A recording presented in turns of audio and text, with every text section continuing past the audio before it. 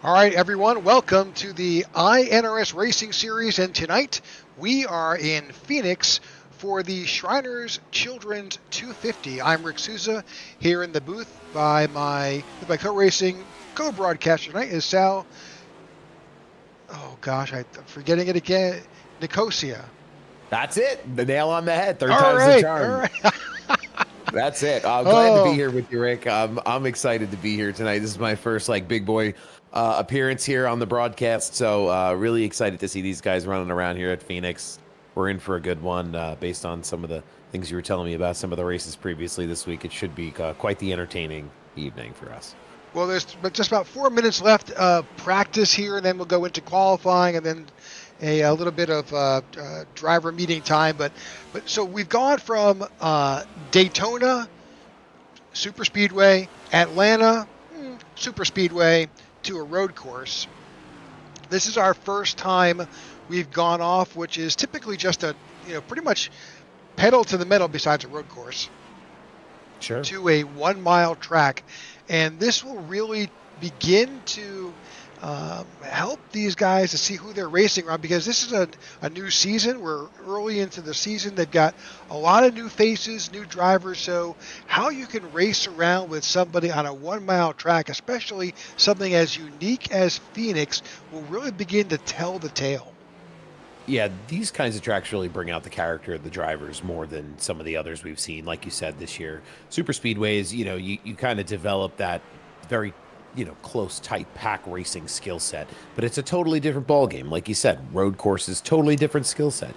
Now we're on this mile and a half, especially Phoenix. It's a configuration that is unlike most other tracks of its size. The dog leg is going to really bring in a lot of, interesting scenarios as we get later and later into the race tonight. Bigger moves get made, more of the track gets used up. But this will be the one where we really start to see who the friends are, who the enemies are, and who the frenemies are along the way this season. Yeah, this is a challenging track. We were broadcasting a race last night. Phoenix brings a lot of uniqueness to racing style. It's a unique shaped track with a large dog leg, which they flipped a year or so ago. But it really tests the metal with this car, because it is when you cut the dog leg and you drop down on what was the apron and then head out, you unsettle that car, and you'll see sparks fly, and you'll really see that there's a little bit of, I don't want to say out of control, but certainly the car itself can be very unsettled as you rejoin the pack and then funnel on down into the track itself, because you're pretty much coming. You're coming out of 4, and then you enter the dog leg, and then you're flat out pedaling into 1, and then there's turn 1. Yeah, it's scary to watch, and I've in the past been a part of races like this at this track. For me, definitely one where the wall gets big in a hurry, and as the cars get looser and looser all night, and the tires start to wear as they go full throttle through that corner, trying to get that extra time back. It's going to be one that really gives us some unique situations, I think. Couple of things tonight to watch for that we are taking a look at. Some unique paint schemes tonight. This is a great league. They do some amazing things, and about 6 times a year they do something that is for the driver, and that they get to choose their favorite movie here tonight and then represent that in their paint scheme. So tonight is favorite movie night, and so we'll see a number of drivers. There's John Ledger. He's got a Batman theme to that number 19, and we'll pick and choose as we go around. I see a Joker paint scheme there on that 26, so there's all kinds of paint schemes. I'll probably screw up a paint scheme. You'll have to correct me on 1 or 2 of them. I'm not picking favorites yet, but that 19 does look pretty good so far. I don't know. We'll see. Yep, we'll go through it. We'll scroll through the field as we figure out just exactly who's going to make the field and so forth. So, I was notified by race admin that they have this league does select. It's set up with charters, and then there are some open drivers. So the number of drivers currently in the field is a total of right now 44, which means they will send 4 open drivers home at the end of qualifying. So there are 4 slots they have available, and unfortunately, 4 people will go home. Yeah, and it's a lot of cars for a track this size. I mean, it's only the natural order of kind of making sure this race goes as clean and caution free as you can. So it just makes the qualifying sessions that much more exciting. Really pushes guys to get their foot in it and not just sit back and assume that they have a spot because they've been here the last few weeks and they've run well. So it'll be interesting to see if some of those open cars can challenge. We've seen teams work really well over the last few weeks.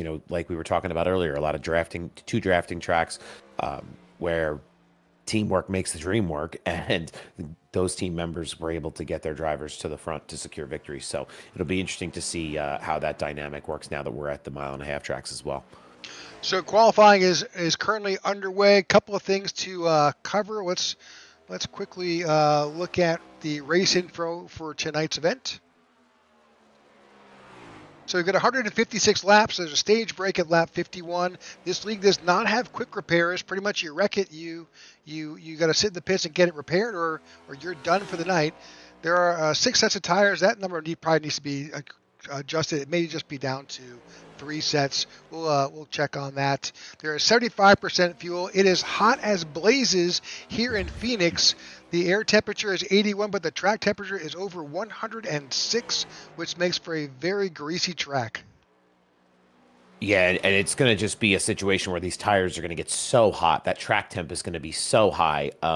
It'll be interesting to understand how that's going to affect some of the driving styles and the tire wear.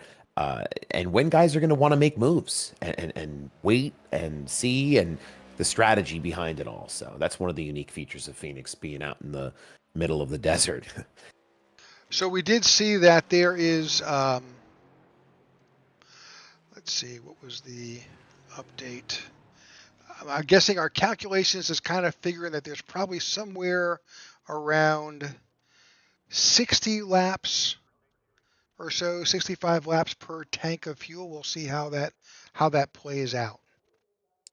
Yeah, and this is one where fuel saving might be something to consider early on, where, there's a stage break tonight, Rick?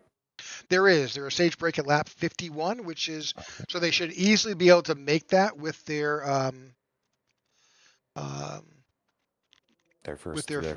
fuel. So they should be able to make that and then maybe go in. But it may not work. It may not work out that way.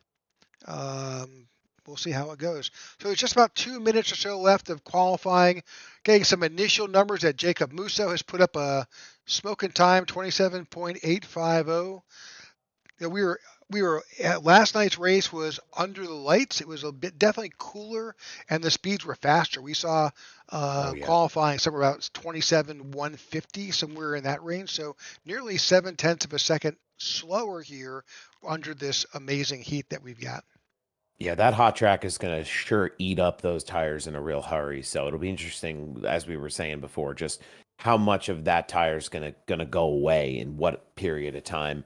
The strategy will be different. Maybe guys choose to stay out longer, get their stage points, and maybe we have some who run the long run here, but it'll be fun regardless. So just a handful of drivers left to get in their qualifying lap. You've got Garrett Walden on track now, who's trying to get his qualifying done before we are done. We've only got about 1 minute, 15 seconds left of qualifying. Yeah, loving the schemes I'm seeing I know he's running the Valvoline scheme, but I'm loving some of these movie schemes as I see them pop up here. This is going to be fun watching these cars zip around tonight. It's always cool when the drivers get to show that little bit of personality in these big league races where they're competing, sure, but having a little fun while they're doing it. I don't know. I don't know what movie. What movie would you pick on your car, Rick? See, I'm a John Wick guy, so okay. I would definitely find a John Wick theme to put something on my car. I like that. How about yourself, Sal? What are you thinking? What's your genre? I don't think there's too many rush hour car schemes out there, but I think that's the direction I would try to go. Something funny. So, but speaking of that, you see John DeRudris on track. He's got a Spider-Man theme going around. Oh, Yeah, I getting like a that. little loose. Yeah, it's hot. Coming right Yeah, back down pit road. That one didn't last long. I think he is done with his qualifying. He put up a excellent time. He's showing right now he's third on the chart, but qualifying now has come to an end. All right, and that's it for qualifying at this point. So right now we're going to go into about a 5 minute break. We'll cover two things here. So last week we did not broadcast their road race. So we'll give a quick recap. So they did go to Circuit of the Americas in Austin. That was their first road course of the season. Um, and winner there was Jordan Wenzel. So he was able to take that win. Um, looking so the start of their their Echo Park Automotive Grand Prix was an eventful one. Unfortunately, the pole sitter Jordan Wenzel with the getting the jump into turn one, however, behind the field, kind of according to a mess. We've seen that before on that track, but he was able to turn around and close the deal, and was able to pull off that win, which punches his ticket into the playoffs. Yeah, those road course races give a lot of opportunities, and they take a lot of opportunities away too sometimes. But if you can just be patient and get through the field a little bit at a time, you can end up with some really fantastic finishes that'll put you in a position where, if there's other tracks where you end up having some things happen to you, you know that you were able to kind of steal one or get some good points earlier in the year at a road course, and uh, hopefully everyone took advantage to the fullest extent last week. Previous winner here was Simon Magid. We'll see what happens here as he gets back into the thick of things. We'll see where he qualifies. I don't know yet, but we'll bring up that as soon as we have that information. I will say that once they do grid up, we'll have to move pretty quickly through the grid because we go green relatively quickly. But speaking of that, why don't we cover? Um, let's see if I can talk about some of the keys to today's race. So I don't think I've got. Uh, well, I know what our keys should be here. We can talk about with these Okay. guys. Um, Yeah. Definitely tire conservation. That's got to be an important one for these guys. Yeah, I mean, there's no it's probably the most important key where pushing the car so hard here in this type of heat in the broad daylight, it can be something that you really have to pay attention to and how many sets you're going to go through and when you're going to utilize them all. So, it'd be interesting to see how they use them and what the strategy is to go get new ones. The other thing that we'll look at and pay attention to is going to be long run speed. So, we've got hopefully this stage we get some long green flag sessions here as we did some math. That it looks like they're going to have potentially 60 laps plus on a tank of fuel. So how they're able to what the fall off is going to be with those tires and how they can keep up. That's going to be something we'll be taking a look at. But the other big factor here is braking points. Mm. With this many drivers in the field, as you approach whether you're getting into turn one, especially out of the dog leg, and then going into three on the backstretch, everybody's different. Where you pick your breaking point is completely different potentially than somebody else, and that will go a long way in preserving your car and keeping it together. It doesn't take much on this track to unsettle these cars. And you talk about like these two keys kind of go together, where as the day goes on and the track gets a little bit, or the tires get a little bit more slippery, those breaking points are going to matter even more because they're going to change a lot. And just one slip, one mistimed uh, entry is going to affect the rest of these guys' race. Yeah, it takes relatively little with this car to loop it around and find yourself in trouble. And then because it's only a mile track, if you wind up on the apron because you've gotten yourself in trouble and try to rejoin the field, that is nearly impossible, especially as we get deeper into this race. Yeah, I mean you're at the back, you're losing time. And it is super difficult to make that up in a hurry, especially here. Those guys, before you know it, you're trying to rejoin the pack, and the pack is already coming back around on you. So, definitely one where if you do lose it, gathering it up as quickly as possible, and where you're going to have that opportunity to not interfere with other drivers, is going to be something that these guys are going to want to keep their eyes and ears open for all day long.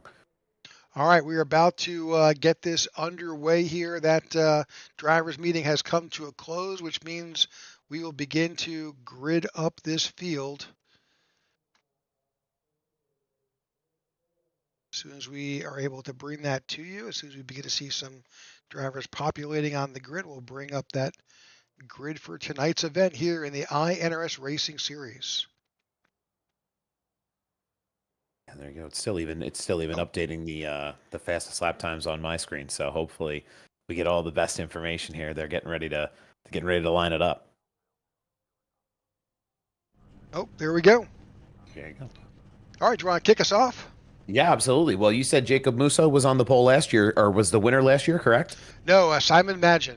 Simon Magin, I apologize. Well, Jacob Musso is going to take that spot today. He's in the first spot. Jordan Wenzel, P2. John DeRudris, friend of the broadcast booth, in P3. Ty Bostic in fourth position. Keith Fonseca in fifth. Lucas Whitehead in sixth. Jonathan Varanakis. You're close. Varanakis. Yeah. I'm getting there. A couple of weeks I'll have it down pat. Vernon Broadbeck in eighth. Paul Irvin in ninth. Matt Parasini in 10th. Eric Jeffers 11th. And Simon Magin in 12th. There you go. That's our previous winner. So in 13th, you've got Corey Bunch. 14th is Richard Mills. 15th is Gary Wells. 16th is Tyro Lem. Christopher Cash in 17th. Martin Giroux in 18th. Vince Burns in 19th. Joe Musso in 20th. Corey Ennis in 21. 22 is Jay Schultz on the outside. Austin Walton, 23rd. Austin Wheeler in 24th. In 25th, we have Scott Thomas with lining up next to Joe Darnell in 26th, Michael Whitley Jr. 27th, Robin Maldonado in 28th, John Ledger in 29th, George Duzak in 30th, Jeff Ramsell in 31st, Josh Douglas lining up 32nd, Ron Fitting and Matt Crockett line up there 33rd and 34th, and then finally we have Mike Robinson and Garrett Walden bringing out this part of the field. Yep, in 40th, you've got 39th, Tyler Sexton, Alex Murphy, Shane Trotter, Mike Campeggio, Eddie Musso in 43rd. And well, actually, I think those drivers did not make the field. We're capped at 40, and we are underway. Just like that, they're already rolling. Like you said, keeping an eye on things as they come down here through the first set of turns, keeping it straight. Already, John DeRudris is out of shape. Well, it's like we talked about earlier in the broadcast, slipping and sliding. It's easy to do on hot tires, even easier to do on cold ones. John just finds himself going from third back to 25th. Unfortunately, it's that easy to do here, but he kept it pointed in the right direction. The green flag stayed out. I'll tell you what, if you're going to make a mistake, making it early is the best time because you'll get the whole rest of the day to make it up. Not ideal, but one that isn't, totally uncomebackable from, here as we get going here, only, in the earliest stages of this race. Well, he's got a chance to now cool off his tires a little bit, try to pretty much relax, take a breath, and get back to it.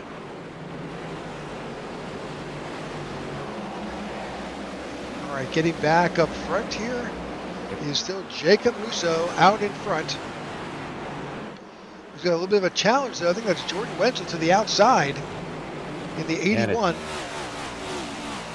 Interesting to see the lines these guys are trying to run. I mean, there's really not a ton of different ways around here, but until you make a way, until you have to get around. So it'll be interesting to see where they get comfortable and what drivers feel like they can really maximize their lap times and where that happens to be on track. All right, single file happening up at the front, but that doesn't mean that back here in the pack, it's that way. There's a lot of action happening back as drivers are still too wide as they're taking the opportunity to improve their position. Yeah, it looks like the 34 and the 19 there. They are the ones that are still side by side as they come through the restart zone area on right across the start finish. Just trying to battle for that little bit of position. utilizing as much of that as they can down there in the back in the middle of the field. And Yep, they're still getting together here and back again toward the front. Oh yeah, so it's a mile track. You're going to find a lot of action, a lot of door-to-door contact. And that's one of those keys, right? Is being able to control the car as well as you can under the conditions. I think that just can't be underscored enough is what the track is going to do throughout the day and how these drivers will adapt to that. And now they're side by side here. They are. So just to qualify from the beginning, the 4 drivers who qualified but did not make the field was Mike Robinson in the 6, Bradley Reese in the 36, Mike Campeggio in the 5, and Eddie Musso Jr. in the 26. Those are open drivers that unfortunately did not make today's field. But new leader Jordan Wenzel has found his way around Jacob Musso, and that 81 now takes over in first. Yeah, and it's interesting, Jordan Wenzel kind of took control of that situation, and Jacob is going to have to figure out how he's going to get back around, or maybe he let him get around just to kind of preserve that tire and not really run so hard here in the early stage. Just realized he's running a Spaceballs theme on that 81. He sure is. It's a good scheme. I like that. Yeah, there's some good ones in the field tonight.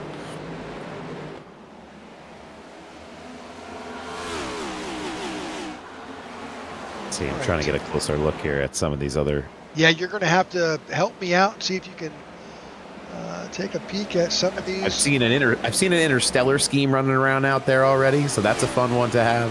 I see the Mellow Yellow Days of Thunder. There's a Superflow scheme on track tonight. I like the level of creativity. Everybody's gotten really into this. It seems like Deadpool. That's another. Dynaco. Yep. Dynaco scheme. Cars movies. There's a Jurassic Park car running around. 25 got a little bit loose. That was Jacob Musso. This is one of those tracks where you've got to be super. I almost think you need to put imagine a raw egg under that gas pedal. Yep. You've got to be really gentle with how you come off. It's so easy to loop it around. On the move, that's the Italian job theme that Vernon Broadbeck is running in the 10, and looks like he's trying to make some moves on Ty Bostic there in the 22. Yeah, he used all of the track there to get down low and try to get as much roll up as he can, and he is rocketing his way to the front here now. Bostic is running looks like a Star Wars theme.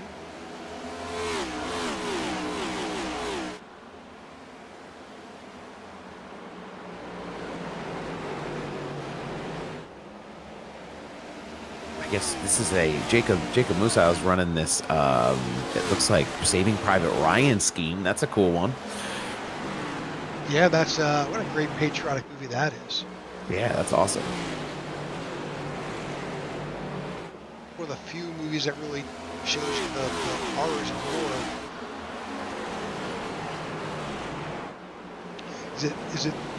Is it Saving Private Ryan or is it Band of Brothers? I'm not sure which one. I'm not sure either. I thought it was Band of Brothers at the beginning, and I figured maybe, okay, it's a movie theme. Maybe it's that one. It's one over the other. Band of Brothers was the TV series. Spent too much time watching all of those shows. I like the Christmas Vacation car Tony Jabs has. That's got yellows out. Oh. Looks like Martin Giroux may have been in an incident in the back. So the 48 of Austin Wheeler go around. So possibly Austin Wheeler and eventually Martin Giroux involved. Yeah, it looks like the 48 just gets up into the 50. And like you said, it's just even the slightest little tippity tap gets these cars loose enough to get them around. Not too much damage for either of these guys. Disappointing that they will lose some track position, but like you said, no fast repairs in this league. It's the real deal. So I don't think this one's going to put them out for the day. All right. Okay. We'll see if we can get a picture of that event. So there's a 48 coming up on the tail of the 50. Just a little bit of a tap. That was just enough to send him around. Just doesn't take much. tight quarters coming through there, trying to set yourself up through turn 2. Hopefully not too much damage on these drivers with these cars. Didn't seem like they got too collected there. Hopefully they keep it that way as we move on here in the day. But it's a good opportunity for tires. They definitely are going to need those after maybe hitting the brake to slow down and not collect themselves and others in that incident. All right, first caution here around lap 15.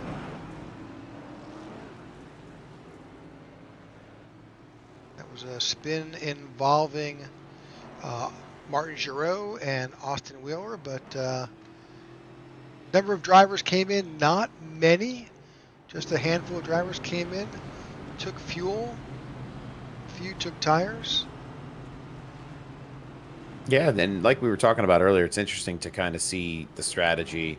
You know, the more fuel you put in it now, the faster your pit time gets to be later on. If you do end up coming for green flag stops or you end up trying to stay out past the comp caution, I'm curious to see how the field gets reshuffled, because the strategy game is going to give some of these drivers a real shot at this that maybe might, not be at the front right now. For all of you folks who have tuned in live to tonight's event, we thank you very much, and we appreciate if you could take the opportunity to like and subscribe to our broadcast. We've got our regular Wednesday and Thursday night series, but we actually are bringing a special event this Sunday. We've got a Talladega 500 event, 500 miles, 188 laps. That's a memorial race that's being put on, so we'd love to have you tune in. You can subscribe to that specific event. It's on our YouTube channel. All right, about to go back to racing right here, and we are back underway. Jordan Wenzel gets a great leap.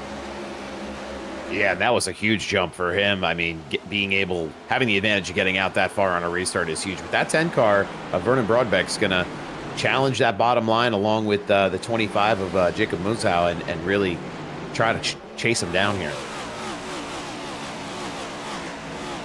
Still 2x2 as we go back through the field. See Vernon Broadbeck door to door with Jacob Musau right there. Not far back at Ty Bosick and Lucas Whitehead right there as well. So here's where you see the difference. Some people stay up high. They don't cut the dog leg. They stay on the racing surface. Others dive down on that apron and then deal with the fact of that transition. Oh, we're back under caution again. Yeah, I didn't see that one as it happened in real time. Austin Wheeler, Martin Pennell. Oh, the 20 is pointing the wrong way. That's the 20 of Martin Pennell. 4 is the of Joe Darnell.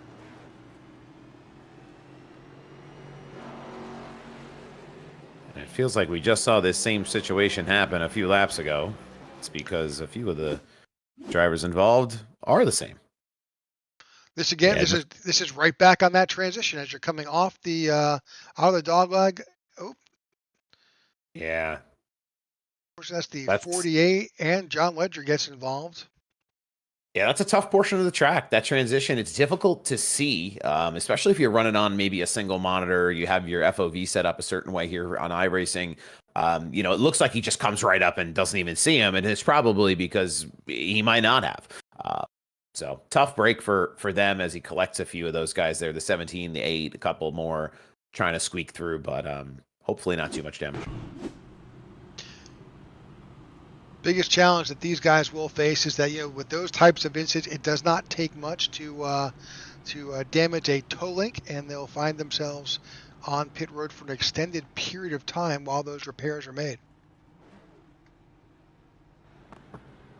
And hopefully they can manage even their repair time too. At this kind of a track, the disadvantage of sitting in that pit for any elongated amount of time is you're gonna lose those laps. So if you can come in and kind of nurse it around a little bit here and there, I mean, it's definitely an advantage to have a chance later on in the day. All right, we are 20 laps into our scheduled 156 laps event. Again, stage break at lap 51. A competition caution will throw, but more importantly, drivers will earn stage points. And those stage points are so valuable. And as you see guys who are maybe finding themselves not in a position, or feeling uncomfortable to get to the front, we may see a little bit more of that stage racing strategy come into play. All right, lights are off on top of our pace car, which means only one thing. We're back to racing next time by. Jordan Wenzel is back in charge. He'll control this restart, but he will have Vernon Broadback in the 10 to his outside.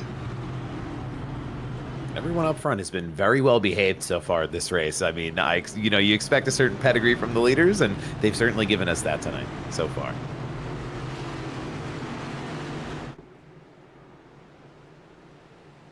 That's a great shot.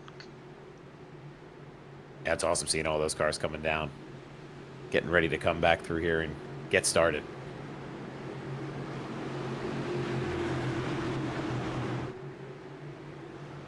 Wrap around here. They'll get ready for the restart zone.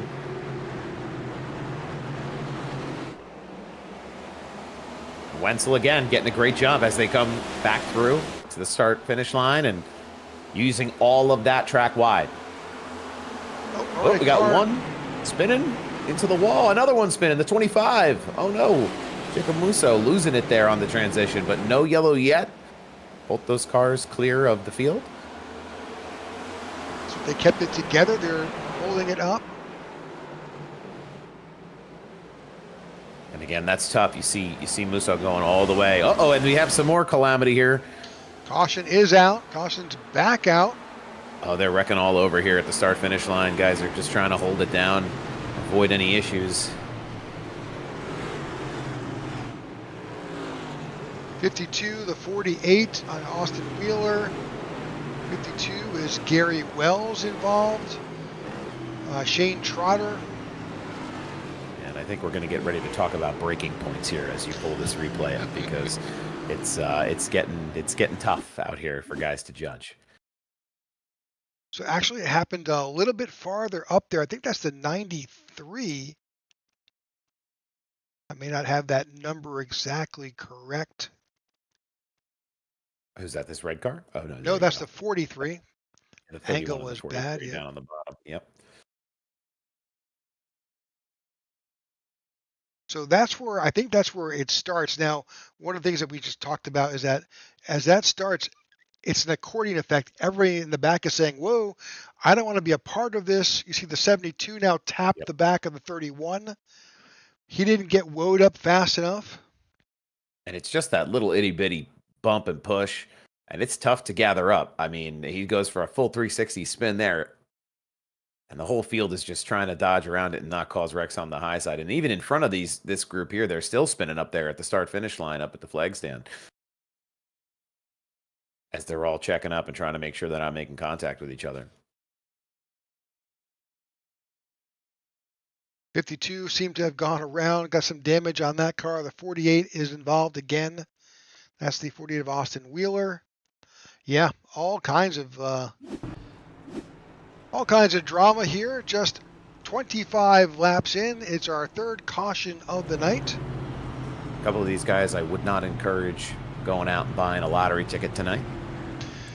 Yeah, we'll have to figure out what the over-under is on the number of cautions for tonight. Yeah, I wish. I would have took that line. This is one of those tracks at a mile long where you're gonna get this kind of stuff. Until it sorts itself out, it's going to be something we see a little bit more of here versus the last few weeks. All right, we're almost halfway through the first competition break, but we've had 3 regular cautions come out. No real takers on pit road except those drivers who were involved in that incident.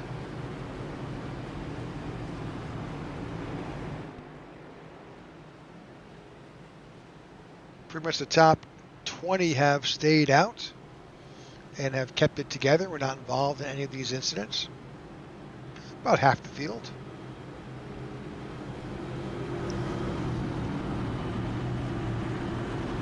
All right, lights are off on the pace car.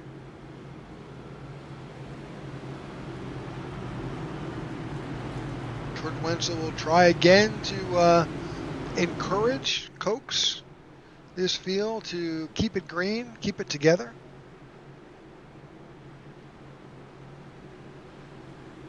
A lot of familiar names up front. Broadbeck, Bostic, Wenzel, Corey Bunch. Yeah. It seemed like only the 25 car of Jacob Musau has been kind of shuffled back there. Oh, and there we go. We're back green. Jordan Wenzel getting that big jump again on the bottom line. We're going to watch him fan out here as they go through the dogleg onto the backstretch. Everyone keeping it gathered up, even in the rear. We saw some 2-3 wide racing there. I'm keeping an eye out back, too. It's still there. It's still there. They're racing really hard back there. It's exciting. 3 wide. Oh, the 79 takes it in hard. Goes wide. Looked like one of those just trying to keep it out of a scary situation for him. So that's Scott Thomas. We have another caution. Martin Giroux, unfortunately, is involved in an incident here.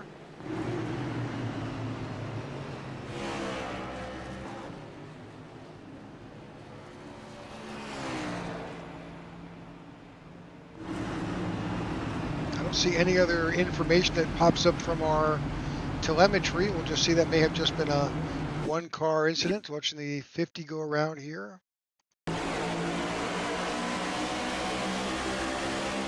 Yeah, and that transition, it gets these cars so unsettled. Thankfully, nobody caught him there as some more of the field went by. All right, caution number 4, lap 29. Could be a long race for these guys. You hope it kind of settles down all kind of on its own. A lot of these wrecks have been pretty harmless. A lot of single car spinners, just a little tap and bump, not too much hard in the wall contact, but it is shuffling some of these drivers who seem to be getting into these precarious situations back toward the rear end of the field here. So it'll be interesting to see what that racing looks like as we go back green here in a few. Maybe see if we can pick a better camera shot and maybe get see some different of these paint schemes. Right now we've got our crank it up cam. The gopher cam. Oh, we've got that too. Hang on. for the OG. There you go. That's awesome. Someday they'll bring that back. There'll be enough public outcry. We usually reserve that gopher cam for like Talladega or Daytona. That's a fun one. So we got Back to the Future, Star Wars, Arby's, not a movie, but still delicious. You know, we've got some good Jurassic Park we mentioned earlier. Trying to flip through here and catch a few. Top Gun, the 77 car, the Top Gun car. All right, let's just jump through a few of these real quick. So this is Empire Strikes Back is Ty Bostic.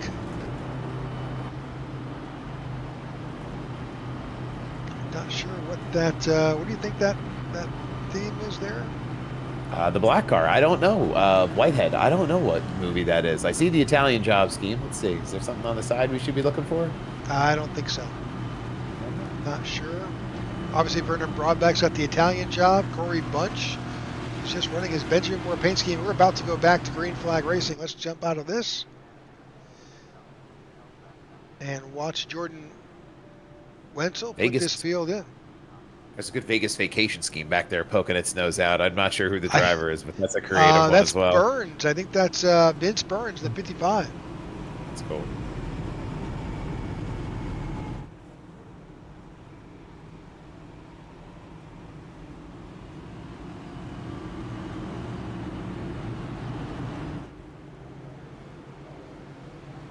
What are the other theme nights that they have here in this league, Rick? Good question. Let me bring that up.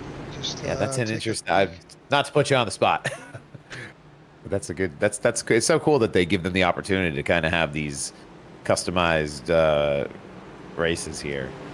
So at the Darlington event on April 3rd, we've got throwbacks. So they've got some old race themes, paint schemes from bygone days. In the 14th race In Nashville, we'll be doing a TV show, favorite TV show. Very cool. Our near 4th of July for the Chicago Street Race, that's a patriotic theme. Then they got sports teams in Daytona in August, a 911 remembrance event on 9/11.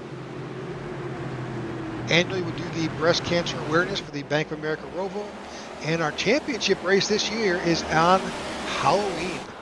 Ooh, that sounds exciting. That'll make for some good schemes, some good racing. All right, we're back underway as we were just extolling the different paint schemes that these drivers that are creative here in this league do. Lap 33.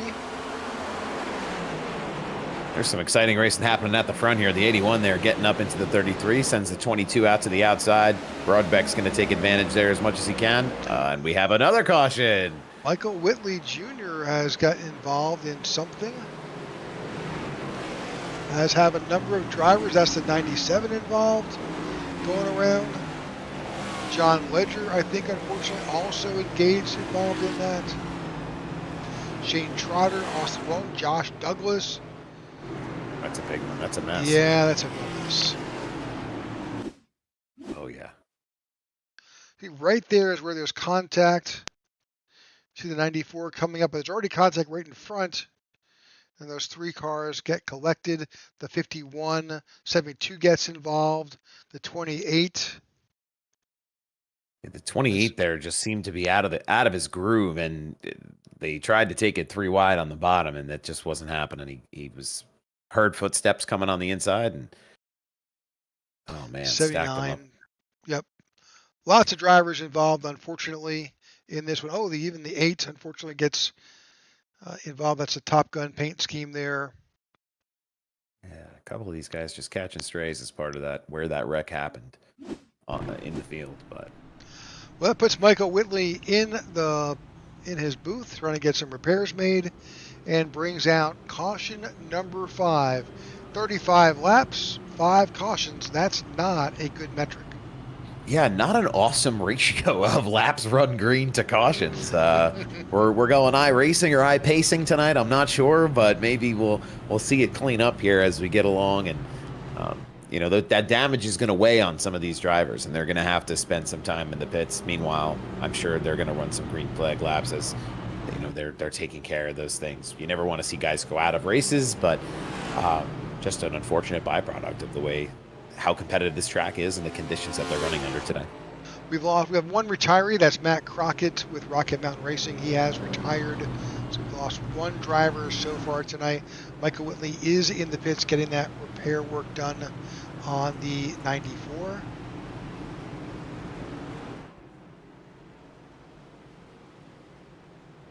But again, with all these cautions and all these laps under caution, these guys could probably do nearly 100 laps.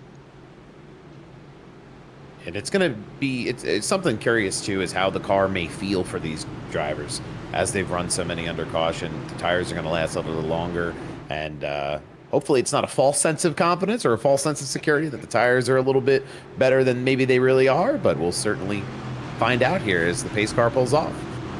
Taking a quick look at track temperature, it's fallen. It's actually only 91, so that makes it a little bit better than what we were practicing at.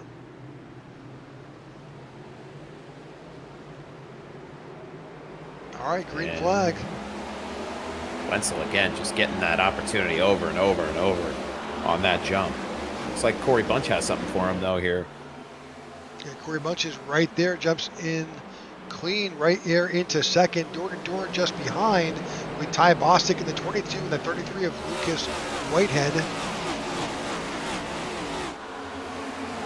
Back through the field here, lots of 2 and 3 wide racing. Right there, door to door, that's tough.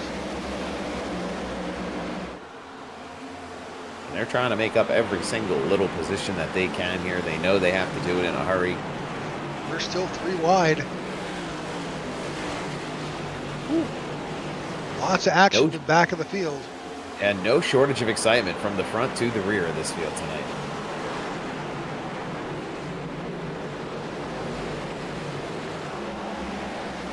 That 25 car, Jacob Musow, started up toward the front of this race, and he is charging hard. He was involved in, some scrapes. Oh, there's Rex happening right back there. It's like the car going around. Caution did not come out. No yellow. Yeah. I saw the smoke and the car tapping the wall, but I guess off the track enough, not interfering with the surface. Now it's going to come out. Commentator's curse. Yep, Joe Musso involved in an incident here. Oh man, and that thing is absolutely destroyed. I think that was the 24 of Matt Parasini. Unfortunately, that is not a good sign. Let's see if we can see what happened with the 24. This is right behind. Watch that 24 here. So below him, see, he's a victim of circumstance, unfortunately. Oh, just one of those tough things. There's nowhere for him to go there. And that's heartbreaking for him. A lot of damage to that 24.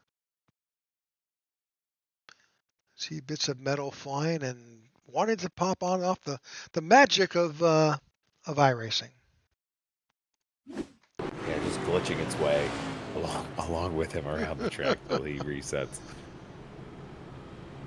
All right, I thought we had a pretty good stretch of green flag racing, but got interrupted by a little bit of a caution just jumped out at us.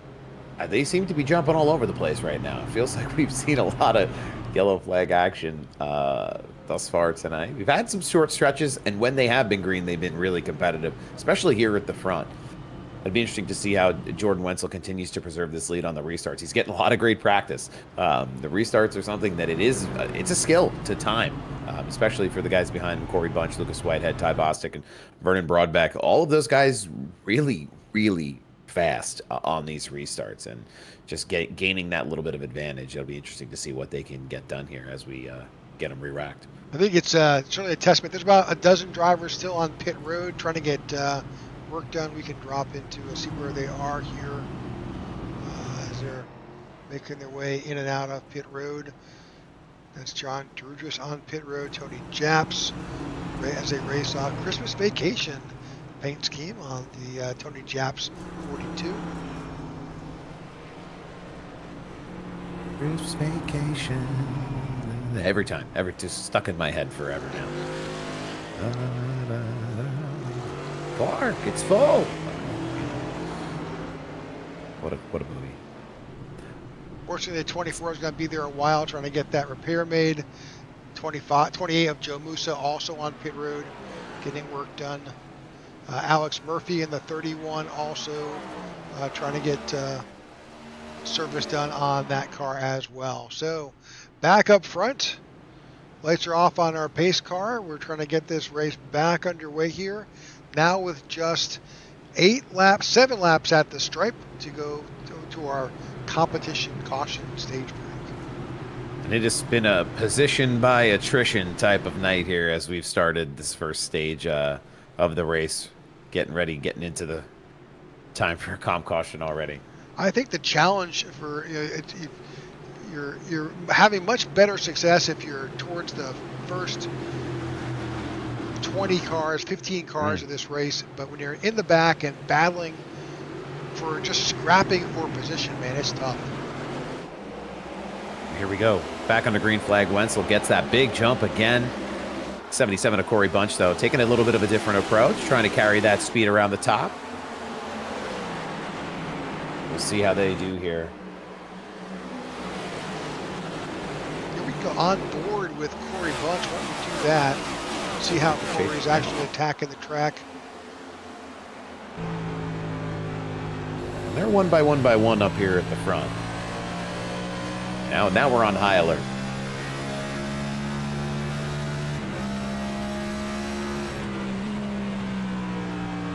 A little bumping and grinding going on middle back there, but nothing too egregious.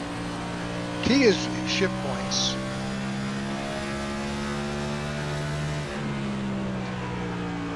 So there's only one point where I think is in the dog leg. We'll have to shift out of 4, and we'll see it here into 5. Yeah, as they get that big run, there he goes. He shifts right there and then has to get on the braking point coming back through this corner, shifting down. It's just such an intricate corner, right? Because if you downshift at the wrong time and you're not braking at the right time, that, you know, you're going to get more grip than you want. The car will end up spinning itself sideways as well. One of the things I find interesting is just watching that little red, orange marker on his steering wheel. That's telling you exactly how much this driver is actually turning that wheel. For the smoothest drivers, it's just barely moving. Just trying to carry all of that speed around this track in the most efficient way possible. Oh, caution has come back out. It's an incident with Christopher Cash. So they had a few drivers involved on that one. Yep, Christopher Cash, Gary Wells, Richard Mills involved. I like this 69 car though. Unfortunately banged up, but this is the Fast and Furious car. This is the Supra scheme on this. Oh yeah. Chevrolet.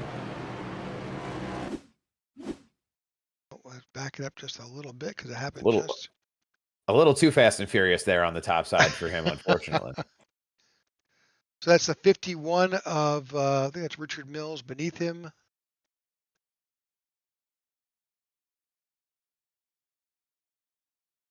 And Christopher Cash just cooks it a little bit through there. Like we said, that braking point, that shifting point, just gets himself a little loose, and once it goes, it's hard to collect back up again.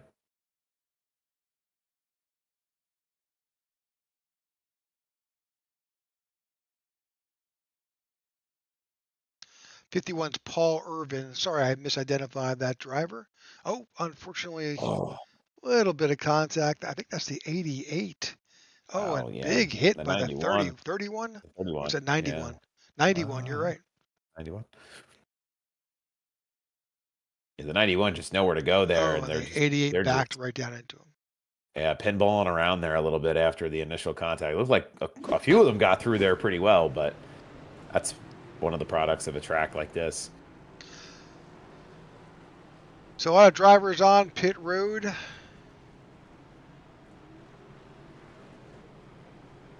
This will be good practice for them for Dover. That's exactly it. All right, 7th caution of the night. Just 2 laps to go in the stage. I'm not sure. They may just, I don't know. We'll have to wait for what the admin does. Do they call this the stage, or will they just let it go? I'm not certain. Tyler Sexton up here in the lead right now if they do decide to keep this under caution to finish the stage. I'm not sure how he got there. Nor am I. I'm not. He was running kind of middle back, and here he is.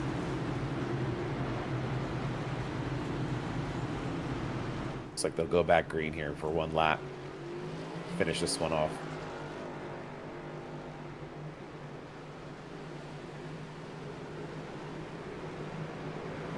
77 of Corey Bunch there on the inside, leading this line. Be interesting to see if he gets just as good a jump as Jordan Wenzel had been getting over and over again, as we had seen this earlier in the race. Oh, the 81 stacks up a little bit there. Sexton hanging in there on the top. Corey Bunch going to get a run here. Almost trouble for Broadbeck there as well, as he battles with Baranowskis.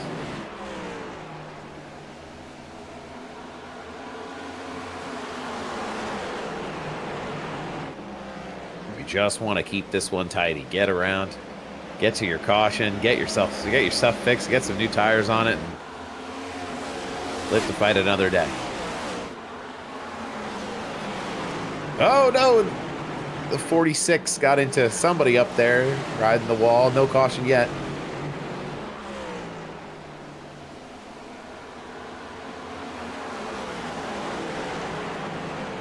So I'm guessing that the that last caution that we saw was just just grab the finishing position at that caution and call it a day. That makes sense. No sense in throwing out another caution play. It's like Tyler Sexton, too, starting to get ate up by the field here. He was on that front row, now sliding his way back to just about 5th place. Corey Bunch has gotten out to a little bit of a lead here now. Him and Jordan Wenzel really setting the pace here for this field. They seem to know something that others don't, or have that confidence in their rides tonight that's going to give them that much more of a competitive edge.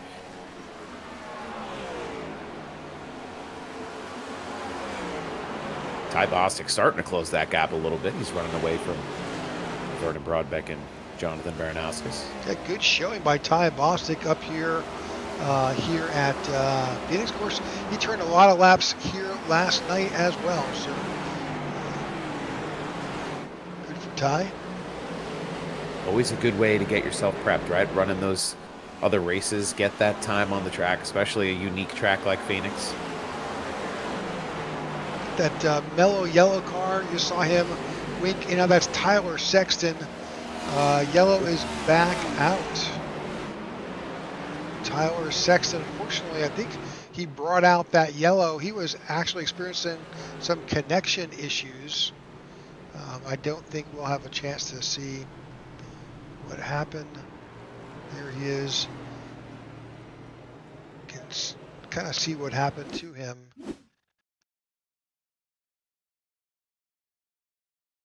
So I saw him. Yep, that's what's going to happen. So that's exactly what happened. So let's go back live here. Kind of a connection issue probably there for him as he's going through that corner. That's unfortunate. Yep. All right, so that caution was brought out by one of the things you can't control here, and that is, unfortunately, we can't lose sight of the fact that this is a simulation. These 40-plus drivers are connected via the internet, and we all know how fickle the internet gods can be to us. And it can be tough. It can be tough. Some of the connection speeds and being these guys running from all over the country, all trying to get in one server, and it's a challenge all on its own in that way.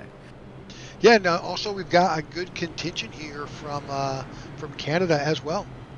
Yeah, absolutely.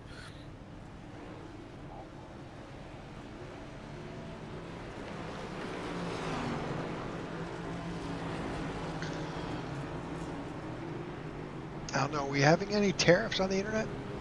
I don't think so. If there are, they're being suspended a month like the others, hopefully. So we won't have to worry about them for another 30 days. Unless you're in Ontario, and then, you know, all bets are off.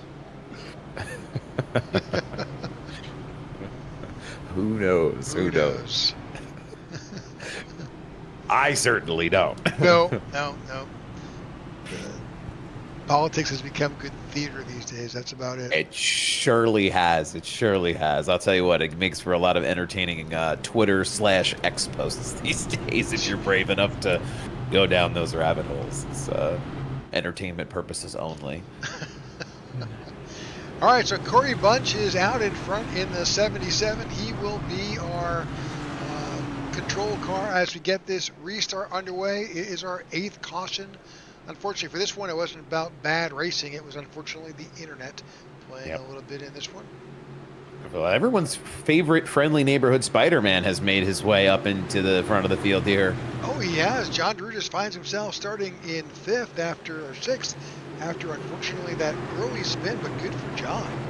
Yeah, just being able to gather it up and keep it clean the rest of the way. The number of cautions we've seen has allowed a lot of drivers to kind of sneak their way up through the field and get into a better position to fight for the rest of the race.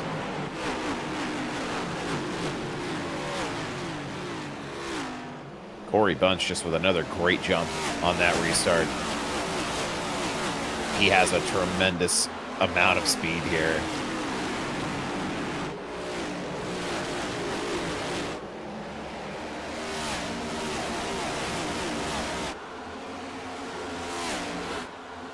This group behind them, though, is Right super there. competitive, 2x2.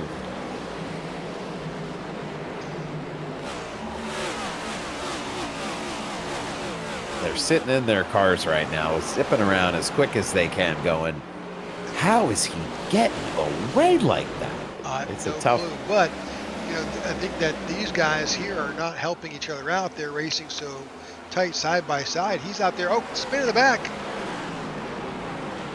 Oh, It's going around. Caution's back out. looks like it took a couple all at once there. That was Austin Wheeler crashing.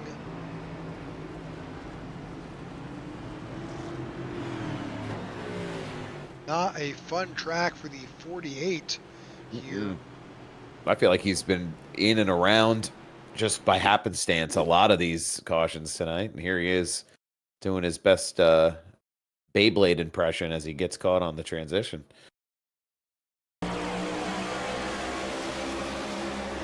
Oh, Yep. Same spot as we saw a few of the other wrecks, but this one a little more hazardous. He caught the wall. 27 and the 50. The 50 had nowhere to go. Oh, jeez. That's unfortunate.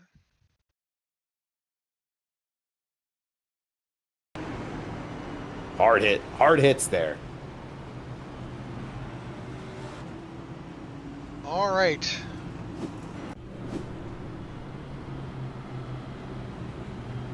So with that, number of drivers find themselves now on pit road. Oh, it's another Fast and Furious scheme. That's cool. Gary Wells, Martin Giroux, Captain America theme for the 72. That's Jai Schultz. Michael Whitley with the Jurassic Park theme.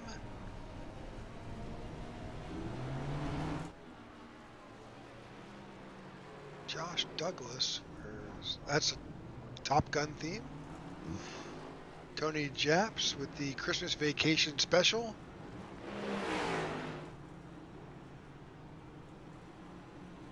Think he's getting a little mid-race eggnog in between cautions here? I think he should be taking advantage of that as best he can.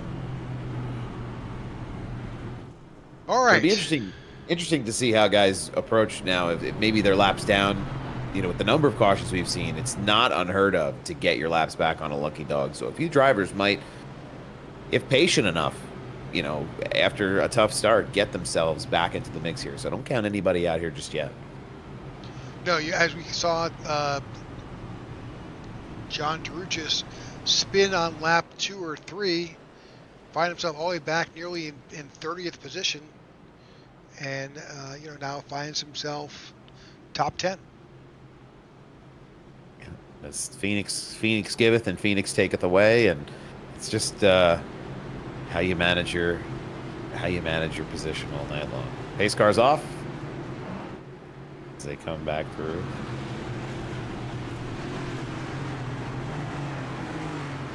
I always forget how early that pit road entrance is. I feel like we say pace cars off, and then there's another 40 or 50 seconds before they actually get back around to the restart. So yeah, here they are. With the way this track is shaped, it's so odd.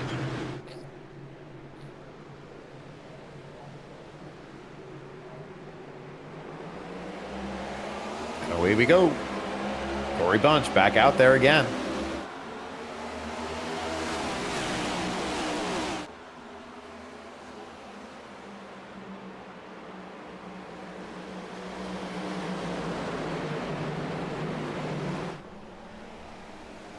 A 12 car of Eric Jeffers too. He's making his way up through these cautions and through this racing to get a competitive place closer to the front than he was when he started this one. But I'll tell you what, Corey Bunch and Jordan Wentz are going to put on a show here tonight at the very end. Something in my gut tells me these two guys have speed like nobody else on track right now. And they can get close to each other. It'll be an exciting race to the finish here later. Just some great racing up front. This top 10 find themselves, you know, battling door to door. They stay clean. They continue to battle. They swap positions, and you know, so far some great racing up front. It's number 9 of Jonathan Varanakis.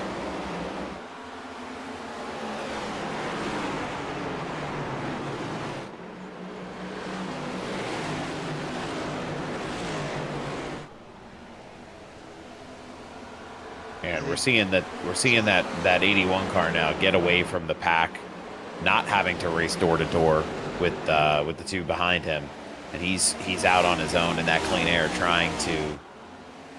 trying to make a run here to the front to the 77. I just want to comment on the theme that Jonathan Varanakis is running.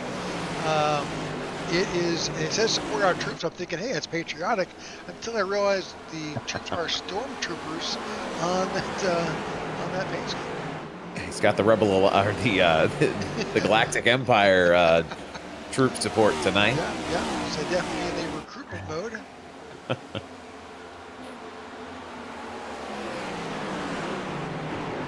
Oh, we got one up in the wall hard. Ty Bostic, big hit.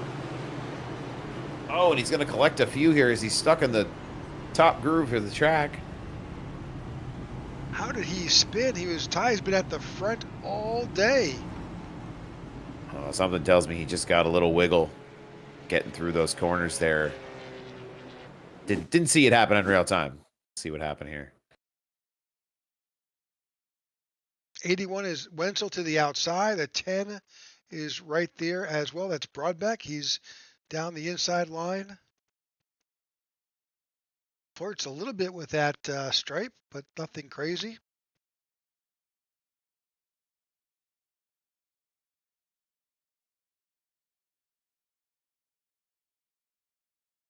Looks like he's been okay through this corner so far.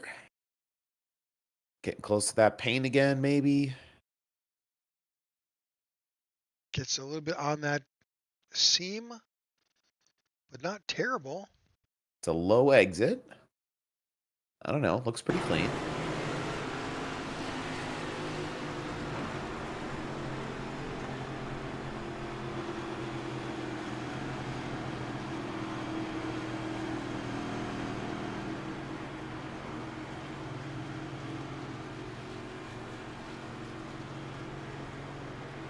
Nothing there. Let's go back and. Yeah, he chose not to hit the transition there, going through the dog leg. Not really sure what that one was all about, but he hit that wall really hard. Try it again, different point in the race. Oh, he's loose. Yeah, there he goes. Yep. I think unfortunately, overcorrects and John Derugis and Keith Fonseca also get involved here. That's Tyler Lem. 12 makes it through clean. There's a 59 spinning. Just trying to avoid that one, it looked like. Oh, Scott Thomas. Oh, man. Yeah, there's somebody get this man an award, though. I can't see the number of the car. The 61? Is that who that is? Yep, 61. He thread that needle. I mean, not at this point of the replay, but initially he had thread that needle to try to get around those guys. Locks him up. Little spin. Hopefully just a set of tires and he'll be back on track. Looks like the car driven by John Derugis was okay. Didn't make that contact, but no damage. But he may have flat spotted those tires. But here we are, 72 laps in, just about to the halfway point, and we have eclipsed 10 cautions already. Yeah, at the start of this race, if you had told me over under, I'm not sure I would have had 10. I'm not sure what the number would have been, but we've certainly had our fair share so far this evening.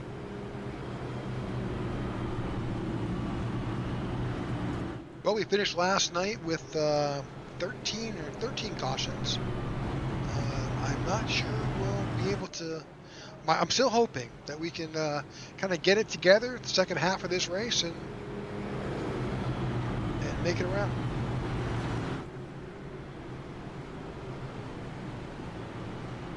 But these two guys, Corey Bunch and Jordan Wenzel, we've seen them at the front all night.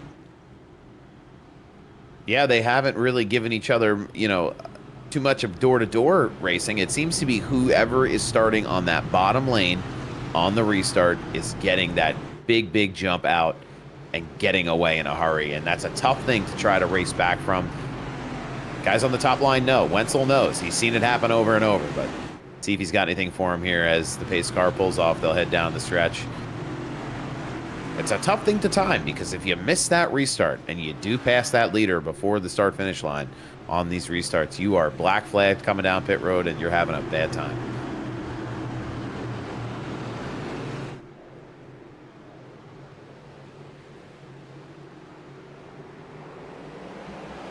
Just like clockwork, there we see it happen again and again. 77 to Corey Bunch getting a good jump out front. Broadbeck now looking through the middle, maybe not quite there. 12 of Eric Jefferson, the 99 of Tyler Lem, battling for position side by side. Nearly 3 wide up front. Just about. Looked like Broadbeck might have had a run there. He would have been between the 81 and the 9 there of Wenzel and Varanauskis.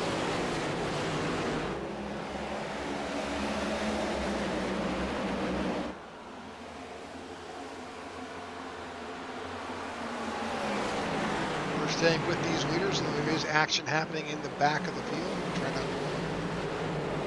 get back when we can. Oh, Varanauskis was dirt tracking around there for a second.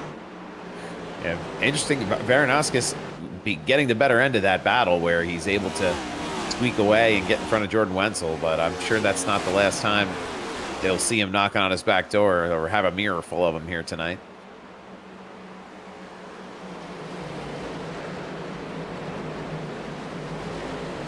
Side-by-side action. That's Jay Schultz in the 72 under the 53 of Robert Maldonado. Got just in front, that's Jeff Ramsdell in the 97. Getting under Michael Whitley Jr. in the 94.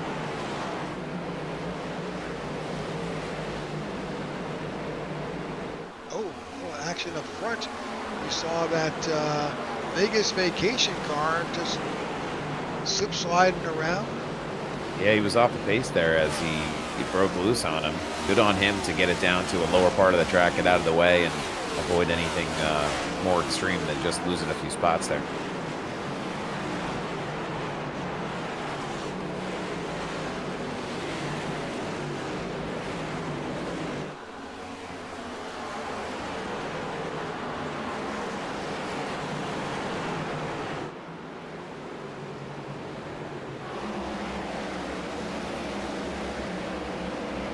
There's a caution out here right at the start-finish line. 2 cars down there low on the apron getting into the wall.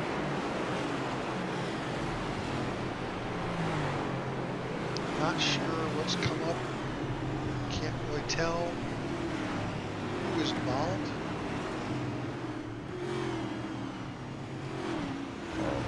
Well, we had a couple of things happening there. A couple of cars loose. Maybe a little pushing and shoving, but 2 separate incidents looks like brought that one out. Oh, there is a car kind of slip sliding away. It looks like at the bottom of this 3 wide here is where the other one originates. The 97 right there, looks like.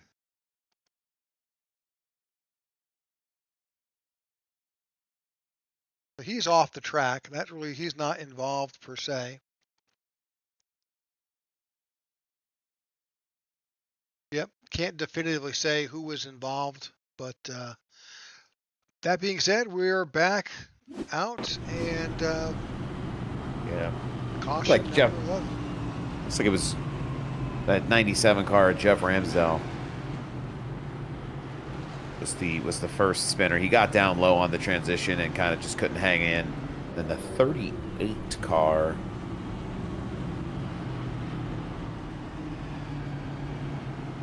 Involved also. They're kind of separate from one another. That's Shane Trotter. Number drivers in the pits now: Keith Fonseca, Richard Mills, Austin Walton, Jeff Ramsdell, Josh Douglas, Richard Mills, Michael Whitley, Ron Fitting, Tony Japs. This is basically halfway, right, Rick?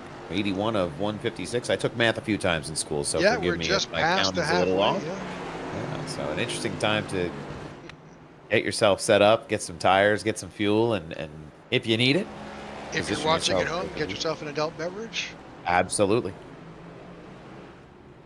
We may have to do that here in the broadcast booth if it keeps up. Oh, don't tempt me with a good time. It's almost bourbon time. I'm sure some of these drivers are looking forward to bourbon time if they haven't already started to indulge. A few of these, maybe you never know. You never know. Here we are, lap 82, back to going green by lap 83 here in the iNRS Racing Series. We appreciate you tuning in. Tonight, Shriners Children's 250. Sorry, it's been a long day.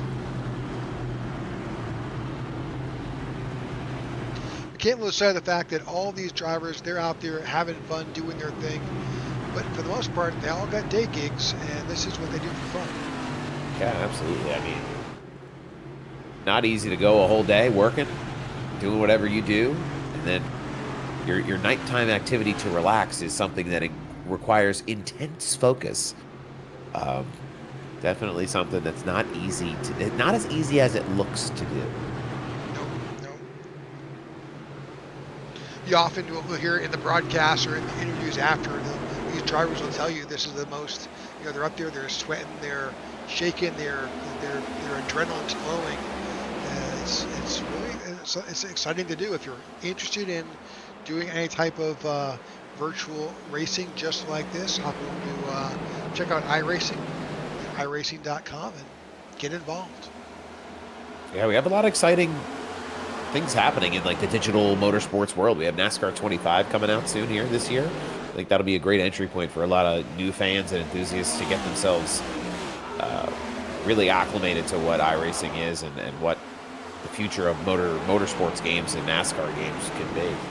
Especially since they can do it on. It opens up that many more platforms, not just a PC game. They can do that on some of the console games, console platforms. It's been really exciting to see the just kind of explosion of interest in it. I mean, I've never seen so many Logitech steering wheels out there at different stores around, at a consumer level. You can obviously really get involved with your sim racing setup. That's a whole nother broadcast for a whole nother broadcast tonight, but not one for tonight. But these guys have made the investment, and it's part of the fun. You can often see these if there's a Micro Center. Micro Center's a chain that's out there that does devote a portion of their store to sim racing rigs, not only the computers but also steering wheels and seats and the frame, etc., to allow that more in-depth immersion into that sim racing field. The technology has developed so substantially. There's even rumble like controllers where you can feel the car as it moves on track, and I've seen people hook fans up and program those to their simulators, and you can really go down the rabbit hole and build something very unique in your own home. You can. It's like and there's even further. There's multiple degrees of motion, and it's really full-blown immersion. Yeah, by the time you end up spending on a full immersion rig, you could have probably have bought a street stock somewhere. You could have bought at least. You could have bought a really decent Honda Civic. So. It's all about having fun and having access to these kinds of events. That's right. Well, in all that, Corey Bunch continues to lead here at Phoenix in the Shriners Children's 250 here at lap 89. With all the cautions that we have had, the whole fuel calculation has gone way out the window. However, we can't lose sight of the fact that Corey Bunch last pitted and got fuel around lap 48. So he probably can go another 40 laps.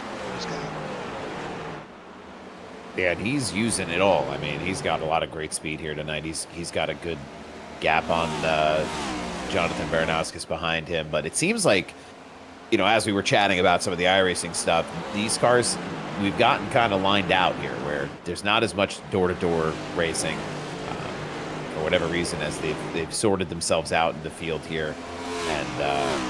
Let's jump back a little bit further in the field. Let's jump back to 15. Just taking a shot here. It's not quite as side by side, but right there is the 3 of Ron Fitting.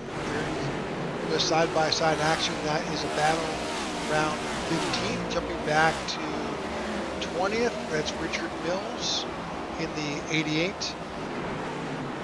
Days of Thunder themed car.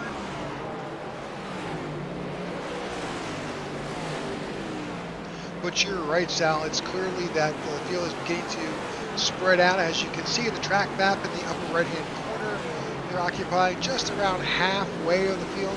At this time, I would have expected to see the entire field be stretched out, but these cautions have kept us bunched up. We get a green flag stop in here, you'll see that this whole field will be spread out all around the track. Yeah, I'm interested to see, when and if we get to that point, how that will affect kind of everyone's track position and how they'll approach that. The cautions early, they come really quick. They're all kind of really tightly bunched there, most happening before lap 51. So if we can get a good run of the race here the rest of the way, still lots of time. Ooh, the 99 of Tyler Lem really sending it in there, trying to make a move on the 21. Still a lot of competitive racing. We have currently... We have 29 competitors still on the track. A lot of walking wounded out there, unfortunately. And 22 of those cars are still on the lead lap. Last car is the 8 of Josh Douglas. He is the last car on the lead lap. He's trying to stay as far away from Corey Bunch as he possibly can. Caution does fly again. Tony Japs, he is the lucky dog candidate. He will be able to get his lap back. I think he's the only car that could get it back. Scott Thomas is down 7 laps, so maybe a while before he gets back on the lead lap. But hey, if cautions continue to fly, you never know. Yeah, and it's we saw it in the Real Deal series. Michael McDowell came back from being 6 laps down. If they can do it there, they can do it here. And it's just one of those things where you nurse it around, you bide your time, and you hope that things fall your way to get yourself back into a competitive position late in the race. Jordan Winslow is currently showing in 3rd out there as he continues to let these laps tick away. 96 laps complete, about to trip over. Wind up with just a 1/3 of this race to go. Corey Bunch is still your leader. It's good action happening back here in right around 14th place.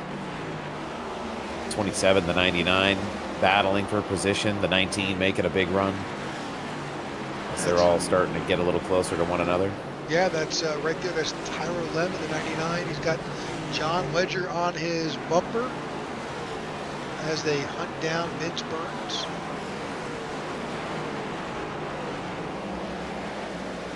I think they are dealing with, I think that 27 is actually, that's Corey Ennis. He's a lap down car. So the guys in the back, they are dealing with some of these lapped cars, trying to work their way back up through the field.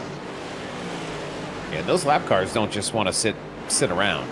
They're looking to get as many positions as they can. They're battling for that lucky dog position with one another here, as we have multiple cars laps down.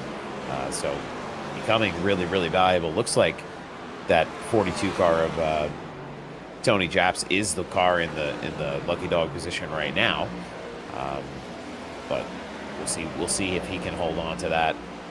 Closest car after him though is -7. So should be clean and clear for him to get his lap back next time there's an incident. If there's an incident, I don't want to take credit for another caution here. But watch what I say. Now that we've gone a number of laps under green, if you're looking at that track map, we were talking about just the field covering up about half the track. That's changed dramatically. Yeah, they've really gotten spread out almost to the point now in the next few laps. If we stay green, we could be talking about lappers. These guys are really starting to use up a lot of the track space, and it's been a really fast-paced race here at the front. Looking up at the front in lap times, Corey Bunch, again, he last came out on lap 48, so he is on some older tires, but his last lap turn was a 28.44. So he's down just under about 7/10 worse than his best lap, so still pretty good on these older tires. And it's really something to watch the management happen as some of the changes are happening on the track, right? It looks like it's getting a little bit darker. I'm not sure what time it is out here on the track in the iRacing world, but the track will start to cool down. It's certainly not as hot as when we started, and as we get into this kind of dusk evening time around Phoenix, the racing will pick up. So it does show on the clock that it does appear that this is around 5:50 p.m. Yeah. So we could see the lights flip on in the event of if this one goes a little longer than maybe they anticipated. I don't think they had that in the scripts today at early on. So this one, something to think about as we get into the latter stages. Will these cars get more speed with the track temp cooling? Because I'll tell you what, Corey Bunch is out in front, and he is out in front.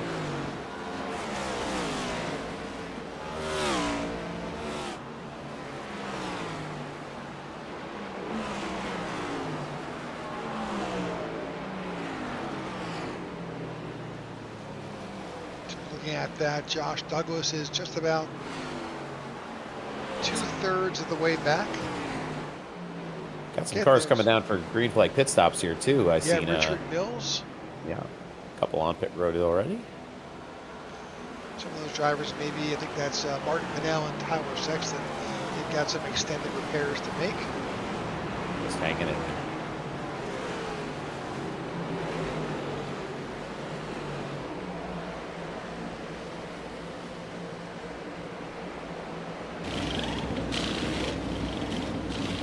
He's going to grab 4 fresh tires, can of fuel here, set himself up for the last half of the race. If it goes green, he comes out here and it goes green the rest of the way. He's done. He's good. He would have enough to get around, barring any future incident. So it's a strategy call. It's one that is very optimistic, but maybe something that plays out for him later on. We'll have to keep an eye on the 88.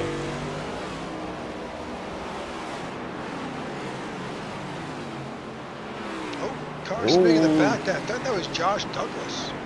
Yeah, that looked like a combination of the transition catching him and maybe a little bit of a close crossover move. Not Josh Douglas. I think that was the caution did not come out, so that driver did not go around.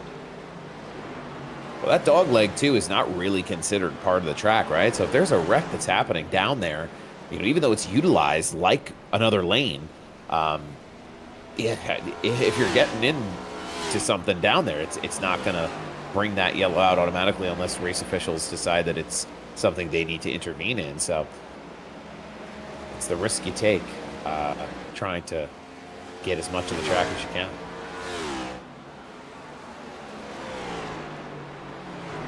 It's like Ron Fitting in the 3 is also now on pit road.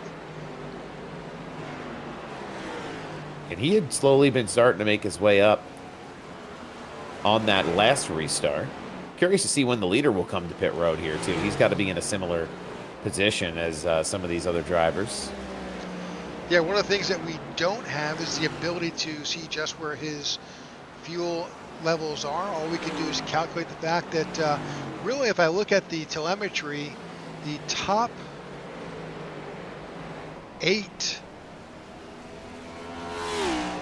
7 all pitted last on lap 48, and the yellow is out.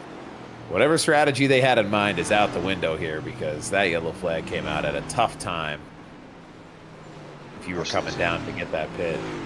Yeah, that's the 72 of Jay Schultz, who went around and decided he was done. Yeah, it looked like he was going to try to get it spun around there and fired up to get to pit road, but you'll see a lot of cars. It's going to be a pit party.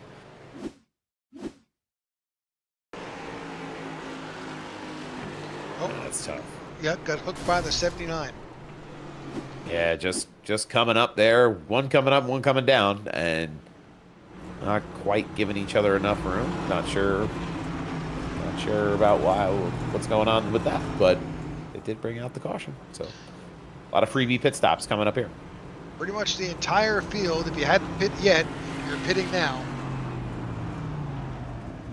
Watching your leader there, that's Corey Bunch, executing a 4-tire pit stop.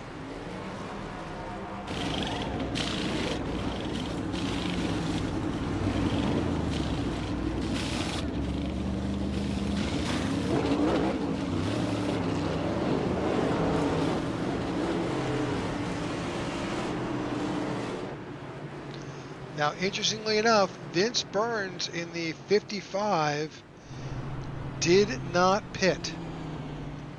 Vince pitted last on lap 48. He is in the Vegas vacation car. That is a dangerous game to play. He is gambling. He surely is. Very fitting. Should have that scheme for next week. We'll be in Vegas next week, yeah. Vegas is one of my favorite tracks. I mean, I don't want to put the cart before the horse, but one of my favorite tracks to race, one of my favorite tracks to watch. I think we're going to have a lot of fun next week. It's a ton of fun. These cars are really built for these intermediate mile-and-a-half tracks, and you get a lot of competitive racing, not just in the real-life Cup Series, but just as equally here in iRacing. And these guys have so much talent and ability. I think we're going to see, we're really going to see that come to fruition at Las Vegas. I completely agree. Not that Phoenix isn't great, you know, but it's a mile track. You know, it's tough. It always surprised me as I follow NASCAR and in real life series, why we kept ending our race at Phoenix. We could go on and on about that. Yeah. Hopefully, we'll see some variety here in the future. But. Yeah, that seems to be the word that we're gonna kind of shake it up a bit and move around. Where they go will make it, I'm sure, just as controversial where they wind up, but always interesting. Wouldn't hate it at Homestead. But they're back in the restart zone. Green flag. We see Vince Burns on that bottom line. He's getting that jump. But he's got old tires, and everybody behind him is on fresh rubber. It's going to cause a little bit of a stack up here as they get going around and the speed starts to pick up. Well, he is right now just an obstacle out there. Yep, you see it now where Baranowskis is kind of sniffing around behind him. He's stuck. Now we're going to wind up going 3 wide. That's your only option. Get 10 with Vernon Broadback up high. Yellows back out. Wasn't the worst place to take it 3 wide there because they were going through the dog leg. No idea why we're back under caution. No clue. I saw them reshuffling, kind of getting themselves in position there before the last restart. And the 77 to the 27 kind of exchanging, hey, hi, how are yous, as 77 made his way up to the front of the line. Maybe there's some kind of race control communication or an incident maybe way back here. I'm just kind of flipping back through, see if there's anything we can see. I'm not listening to the drivers in the session chat. Oh, there it is. There you go. That's the 79 of Scott Thomas going around. Well, there it goes. For all the pretend drama I was trying to cook up with the restart, it's just somebody getting spun and getting loose there. It's unfortunate. Or self-spinning, I should say. Looks that way. Before we say it's self-spinning, let's just double check. Oh, I Oh. think he may have had a little bit of Oh. help. Sure That's did. unfortunate. Yeah, just kind of dove down on him there. I mean, he's down on that bottom lane where he belongs, but just trying to get around and Yep. brings out the caution. It does not take much. Not at all. Okay, lap 117.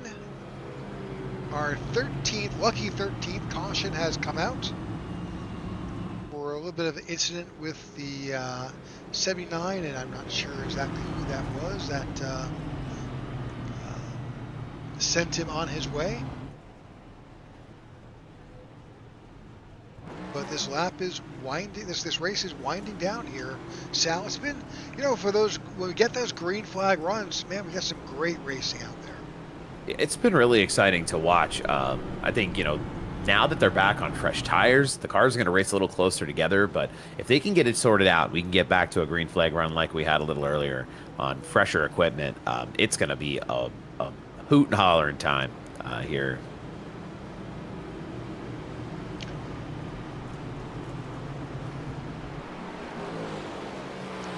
Again, we thank you for tuning in to the IWM Broadcast Network. If you could, just go ahead and hit that subscribe button. We've got a lot of great racing that goes on here on the channel.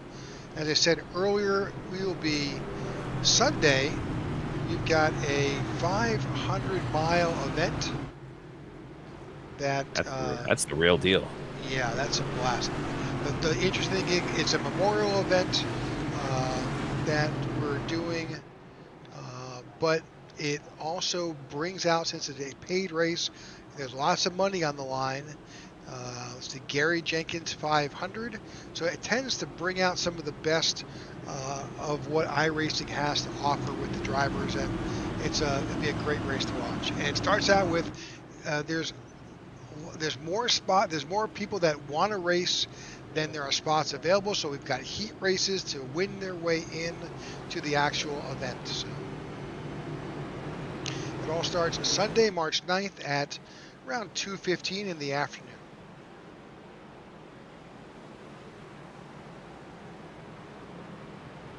Well, there is some things happening here. Yeah, I see the pace car weaseling its way back up here through the middle of the pack. Yep. So you've really got to let that pace car come up and then get in behind it. Look at it's trying to get up there, and then it's really just getting off the track. So everybody pulling it together here, even up here in the rear of the field. They're all starting to stack up. Well, in the best way. They're getting all ready for this restart. Well, with 13 cautions, they may need to refuel that pace car. That's what they've been doing all this time when it's sitting down there at the end of pit road. That must be it. That bill's not one I'd want to pay. All right, back to green flag racing here at Phoenix. Corey Bunch is in charge and gets a great jump, but don't look behind him. You know what they say. I know. Cautions breed cautions, and it's something we're seeing here. Yeah. We got lots of that going on. Didn't quite see that one happening live, but I have a distinct suspicion. Yep, we're watching that 8 car of Josh Douglas there. He's got the 94 of Michael Whitley to the outside.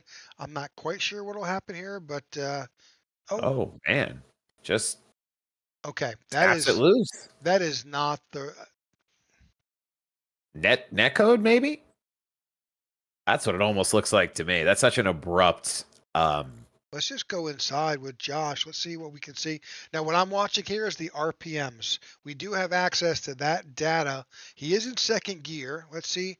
Sometimes we'll see a driver who will accidentally downshift, which could cause you to go around like that. Sure, very possible. We're watching those two things, the gear he's in and the RPMs. Oh, that's exactly what happened. That happens.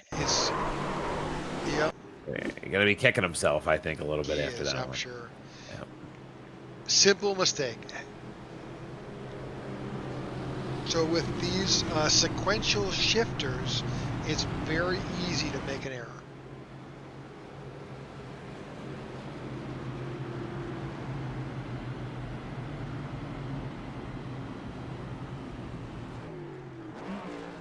It's interesting too. Not everybody uses sequential shifters on their setup at home. Some of them using H patterns or paddle shifters to kind of use with the equipment that they have.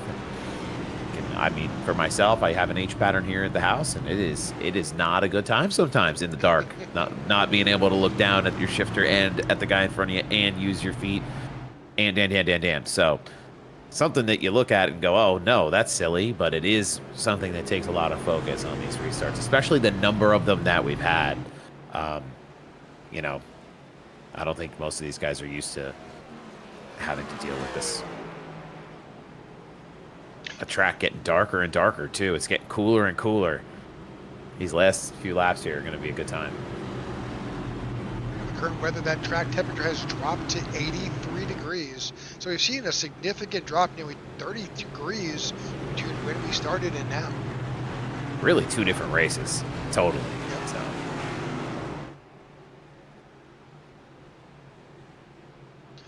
Well, that's our 14th caution. We're coming up to just 30 laps to go, 33 laps to go to finish here at Phoenix. The lights are on here in Phoenix.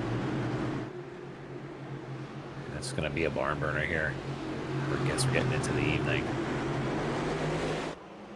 There goes Corey Bunch, off and away.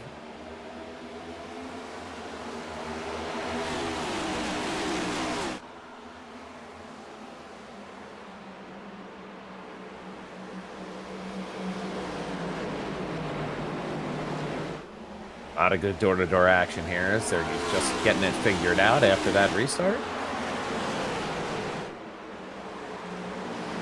Really gonna be, these guys are really gonna be sizing each other up here, trying to figure out what moves they can make. They know they have more of an opportunity now than they've had all race long. Well, and they're not letting Corey Bunch jump out. I mean, well, at least George Wenzel's not. He's right there. He's not going to get too far out, but he's still finding a way to find 2 or 3 car lengths. Yeah, and he's definitely comfortable being up here at the front and taking advantage of the amount of track he has to work with. We are seeing a good move by Simon Magin here. Simon finds himself now up to 5th. Simon's a previous winner here. And that being said, we're seeing some tremendous last lap speeds. We're only going to see it go up and up and up. Yeah, so Corey Bunch has put in his best time of the race. Jordan Wenzel, best time of the race. Jonathan Vernoskis, fastest time of the race. That's a 27:47. So really the top 7 have turned their fastest laps this past lap by. Yeah, it's like a perfect storm where a lot of these guys are on newer tires, and the track temp is at a position now where you can really let it eat. That has kept Jordan Wenzel on the tail of Corey Bunch for sure. Turn a few laps, let's jump in and get his cockpit cam inside of Jordan Wenzel. It's right along. It's so interesting to get this angle and have the opportunity to see where they're coming off of at the braking points. Now that the track temp has changed and they do have more grip, you're going to see guys try to push it through these corners just that little bit extra, just that little bit harder. And that's going to make a tremendous difference going from those hotter temps earlier to where we are now. The Corey Bunch really hasn't bitten much on that dog leg. He stayed on the racing surface. And I mean, I wouldn't change anything if I was him, the way he's run tonight so far. No, he's been super consistent all race.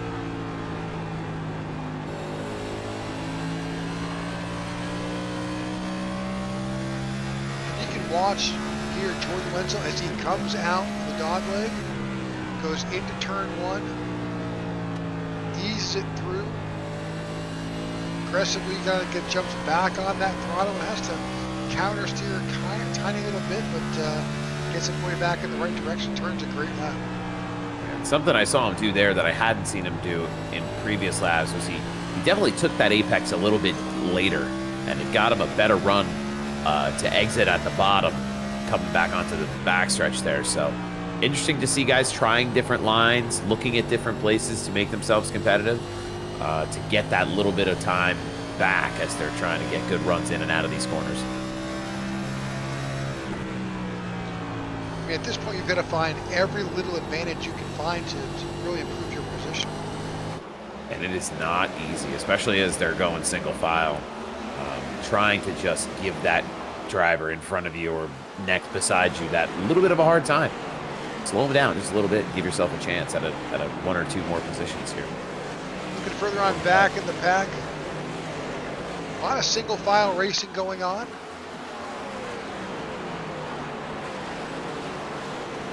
Got a few toward the rear that are putting themselves in some position here, but like you said, very much so. Majority single file racing with 24 laps to go. Looking for those bits of competition here.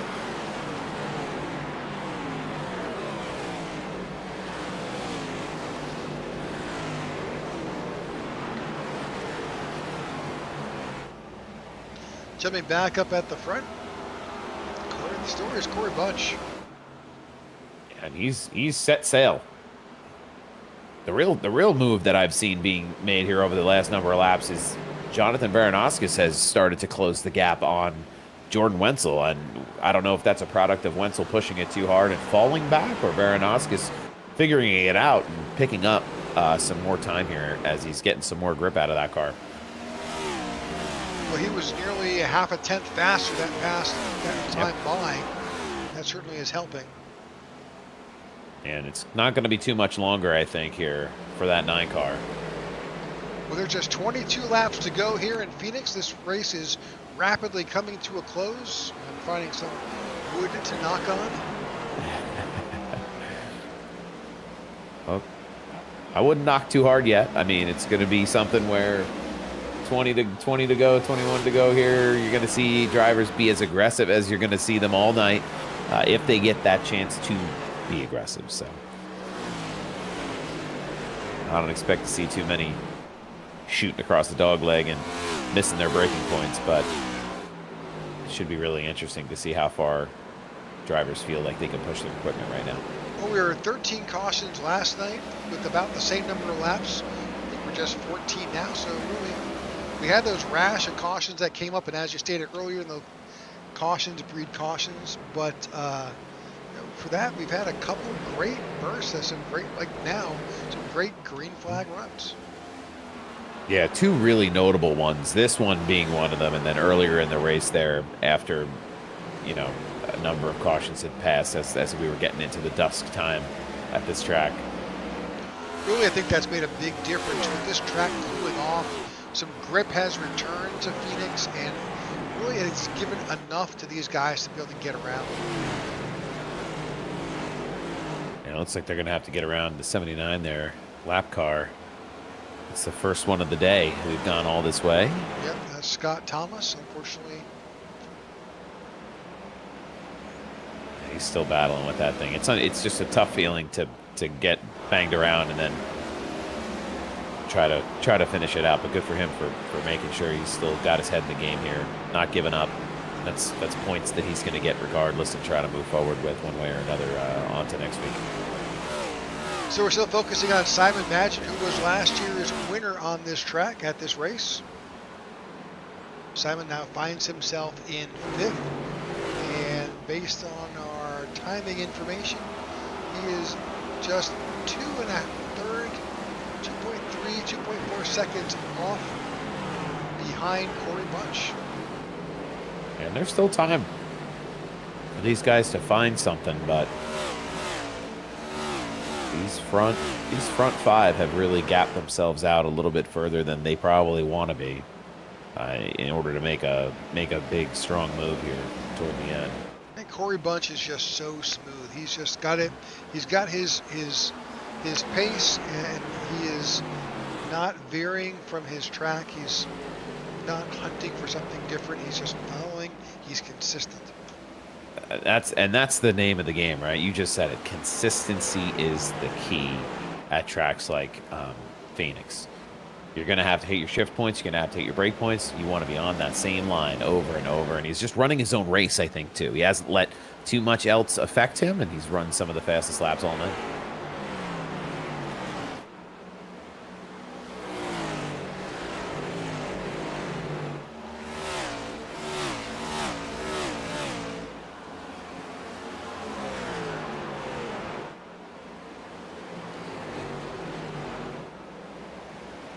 He's working that wheel in that cockpit too. I mean, just making sure that he's everywhere he needs to be and nowhere he shouldn't be. Now, he's not taking it easy though, but he's certainly absolutely. He knows he's got a competitor right on his tail. Jordan Wenzel just won last week at Coda. He would love to have a second win.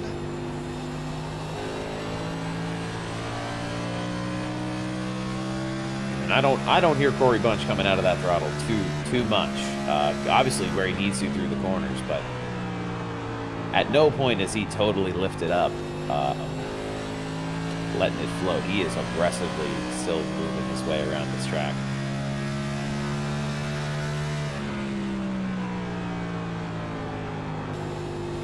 So Corey Bunch finished in 9th last week at Coda.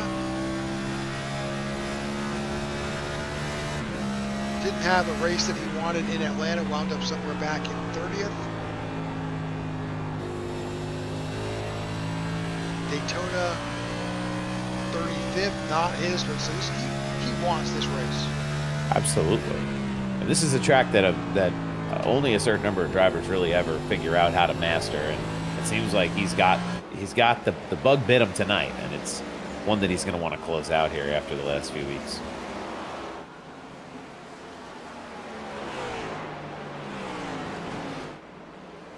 Corey Bunch, 92 laps led, 44 by Jordan Wenzel. Those guys 1 and 2 have pretty much been the dominant drivers here lap-wise. 136 laps belong to them.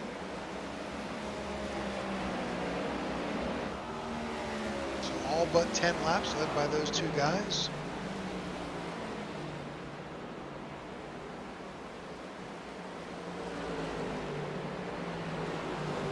Ten laps to go. This one is in arm's reach for our leader right now. Back of the field. Let's bring up that gap information again. No one's really closing. It is not an easy track to pass at. Track position is everything here, and it's hard to once you lose that track position to regain it, especially as they go on and the tires start. Oh boy. It's like Shane Trotter has gotten in trouble. Well, this is going to surely shake things up. Not what our leader Corey Bunch wanted to see. No. Our 15th caution of the night for an incident. Let's go back and look at what happened to Shane Trotter. Now he's by himself.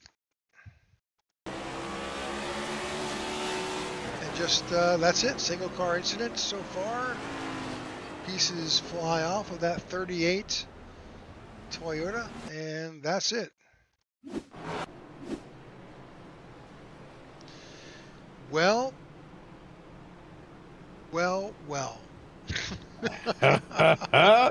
I mean, you talk about welcome to the Thunderdome, ladies and gentlemen. This race is about to change in a big way.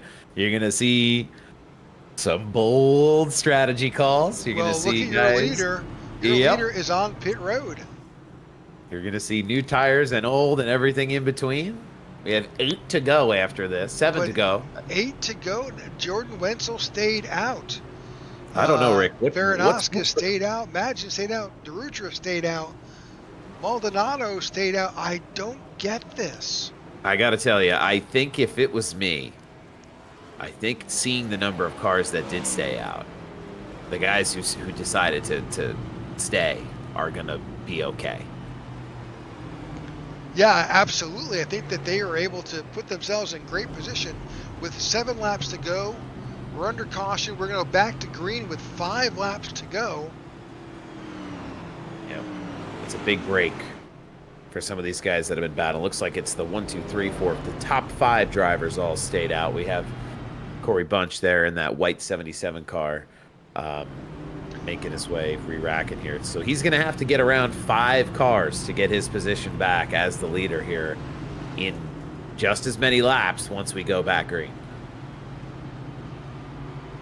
And it'll be interesting to see how much of a difference the cooler track temp, a brand new tire on his car, takes.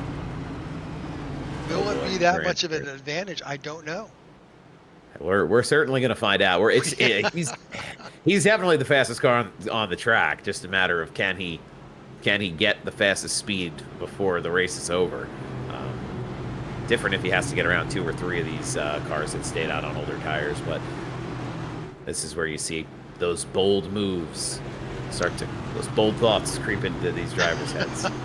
Well, we're about to go back to green and find out. With just 5 laps to go when they cross the stripe, Corey Bunch decided to take fuel only. He went in 9.63 seconds.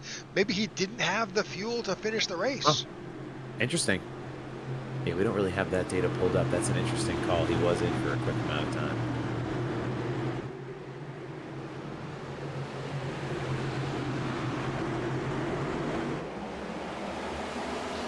We're back under green. Jordan Wenzel leads the field, gets a good jump. The field fans out behind because now it's all about finishing order and getting the best spot. You've just got 4 laps or so to go. 77, Corey Bunch is not out of this yet. He's down there on that bottom side. He's already passed 1 or 2 of his competitors here as he's trying to make a charge back up to the front and have a shot at this with 5 to go. Don't count out Simon Magin, now moving up into second. He won here last year. 77 of Corey Bunch beneath him, trying to get under that 46. Yeah, that 77 wants this bad. He's got something for him here still.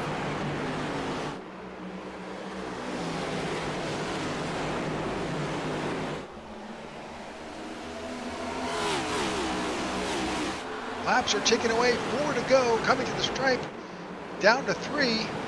There's a lot of beating and banging going on in the middle of the pack back here. I'm keeping my eye on here off broadcast. They're keeping it straight for as long as they can while these leaders are going to get the chance to duke it out. Good block by Wenzel that last time by. Can he hold off the 77 who needs this win? Oh, he's going to sneak around the outside. Get the big run down the stretch here. It'll be interesting to see the breaking point. Who can they outduel each other? Super close door to door. Yeah. 77 gets by the 81. Yeah, the 77 had a big run there. The 81 at Jordan Wenzel. Caution is back they're getting out. Around. At the front, they're getting around. Ugh. Tony Japs involved. Tyler Lem, man. Vince Burns, Jonathan Vernaskis, who was up at the front. Jordan Wenzel. Oh, there was a whole little incident there up at the front as well. I'm not sure how that happened, but 3 or 4 of our front running cars out here all got caught up on that wall on the high side. Hopefully not too much damage. Let's let this play out a bit, see what happens. This is the 81. It was Jordan Wenzel.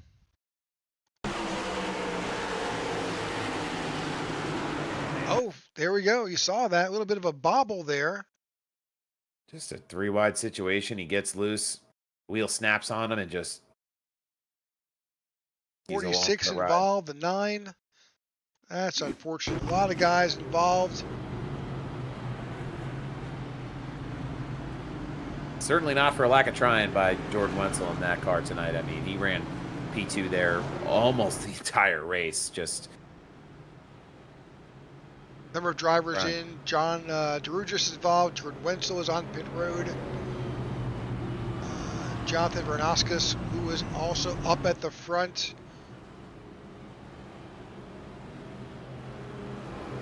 It's really the question of who will challenge Corey Bunch now. Or Vernon Broadbeck and Eric Jeffers are going to be the 2 closest to him on this next restart. Well, and Eric Jeffers, that's a teammate for Corey, so Vernon Broadbeck's with Roadrunner, so we'll see just how that all plays out. But, you know, right now, good guys up at the front with just this. I guess this is going to be a green-white checker. Are there really teammates with 3 laps to go, Rick? I don't know. I think things change. Maybe a name alone.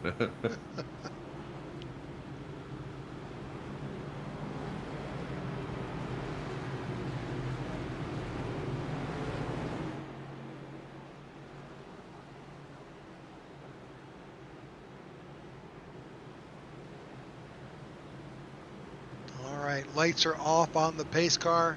Again, thank you for tuning in to this iNRS Racing Series event here at Phoenix.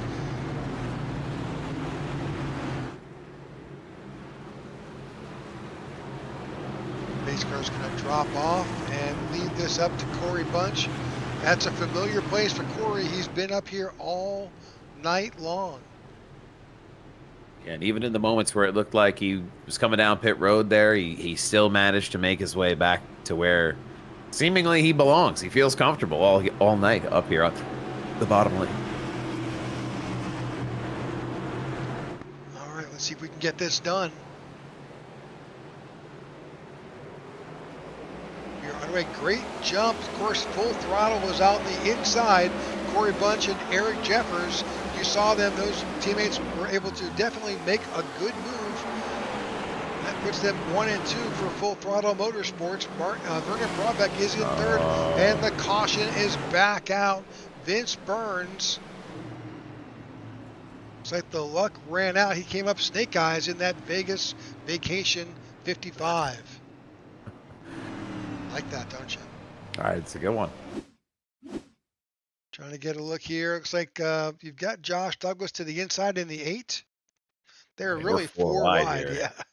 That's Banana Town right there. I don't know what else you make out of that. I mean, you are inches and inches away. That's Wenzel to the outside, too. He slips by. A little bit of contact with the wall, but even the 8. Squeaks. Squeaks. I can hear that squeak from here. Yeah. All right, well, we'll do this one more time. I mean, realistically, we could do it 2 more times, but all right. One more time. Hopefully one more time.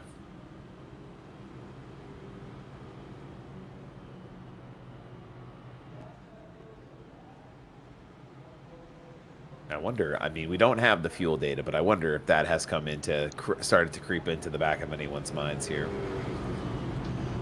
Really, the last, I'm just going back through the telemetry here. Those cars running, Simon Magin is the, no, Robin Maldonado and Simon Magin. Simon sitting in 8th. Robin Maldonado is in 13th. Both of those drivers pitted last on lap 111. You know, they should be fine. Pretty much 60 or so laps to tank of fuel, so we'll see.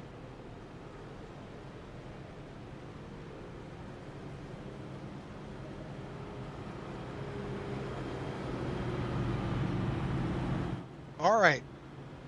Probably next time by, the lights will go off on top of our pace car, which means we will go back to green flag racing momentarily. We're under a green-white checker condition. We did all the regular ones and figured you wanted overtime. We figured you wanted that encore. Well, you got it. Yeah, ask for no more. Teammates lining up next to each other on the front row here.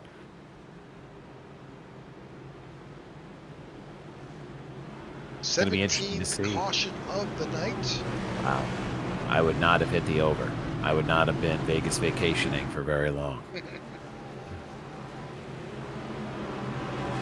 At 77 lining up on the outside. I think that's the first time all night I've seen him up on that row. He was fast up there too. He made that pass on, for the lead on the top side of the track.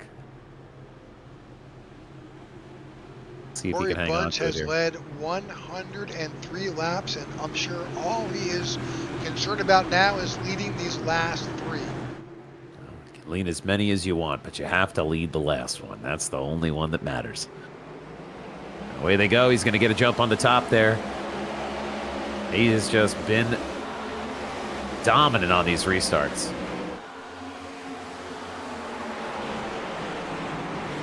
His teammates holding that low line off just a tad. He's going to settle in here, running that same line he had been for the large part of the night.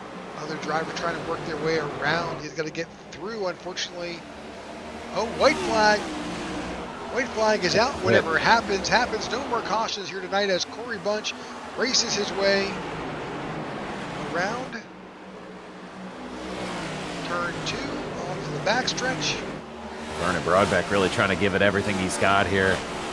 He put a move on Eric Jeffers to try to position himself to maybe take a run late, but not sure he's got the speed. And Corey Bunch, what a drive.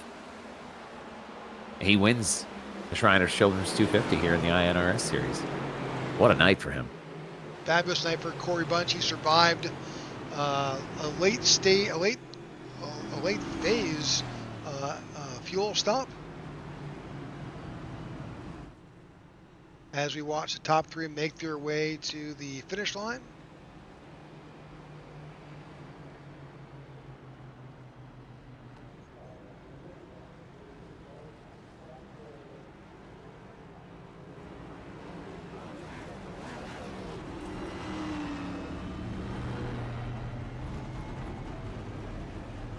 There you go. You got your finishers, and I think we're about to get our results. Yes, our results are in. All right, your winners tonight, and this is our finishing order. Corey Bunch wins the Shriners Children's 250 here in the iNRS Racing Series. Eric Jeffers in second, Vernon Broadbeck in third. Paul Irvin finishes in fourth. Garrett Walden in fifth. Jeff Ramsell in sixth. Michael Whitley Jr. in seventh. John Ledger in eighth. Richard Mills in ninth, and Tyler Lem in 10th. Yeah, we've got goodness, sorry, glasses. Keith Fonseca in 11th. Got Jordan Wenzel, who had been out front most of the race, wrapping up a respectable 12th. Robin Maldonado in 13th. Vince Burns in 14th. Jonathan Varanauskis in 15th. Tony Japs in 16th. Josh Douglas rounding out in 17th. All right, sitting in 18th is Simon Magin. Ron Fitting finishes in 19th. Austin Walton in 20th. John Drudris in 21st. Martin Giroux in 22nd. In 23rd, Joe Darnell. Corey Ennis in 24th, and Shane Trotter in 25th. Yeah, and while he's still burning it down, by the way. 26, we have Gary Wells, Scott Thomas, Jay Schultz, Martin Pinnell, all there, 27th through 29th. Ty Bostic in 30th, Austin Wheeler in 31st, Lucas Whitehead 32nd, Tyler Sexton bringing it in 33rd, Jacob Mossow 34th. Gage Duzak in 35th, Christopher Cash in 36th, Alex Murphy 37th, Joe Mossow 38th, and Matt Persini 39th, and Matt Crockett rounding it out in 40th. All right, we'll let that has got to be a grade A certified S tier burnout. He might have blown the engine on that. I heard a little crashing sound there at the end before he jumped off track, but he was excited to win this one, huh? He sure was. All right, we got Vernon Broadbeck joins us in the booth. Vernon, congratulations on your P3 finish. Man, this is a tough track. Oh my goodness, yeah, it is. I'll take P3 any day of the week. I know we finished the season here, so.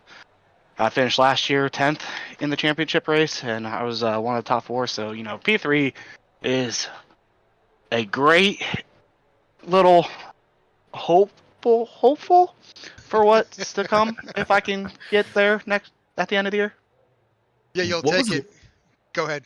What was it like for you tonight? I mean, you ran up there toward the front most of the night, but that track changed so much from what we could tell. What was it like kind of as we went through the stages here, and you ran so consistently for most of the night? What was that like for you? I wasn't the fastest. Corey and Wenzel, Jordan Wenzel were quick. Jonathan was fast all night. I was consistent at being able to hit marks. I thought I did a decent job at saving tires. It turns out I really didn't. I got passed by Simon, or not Simon.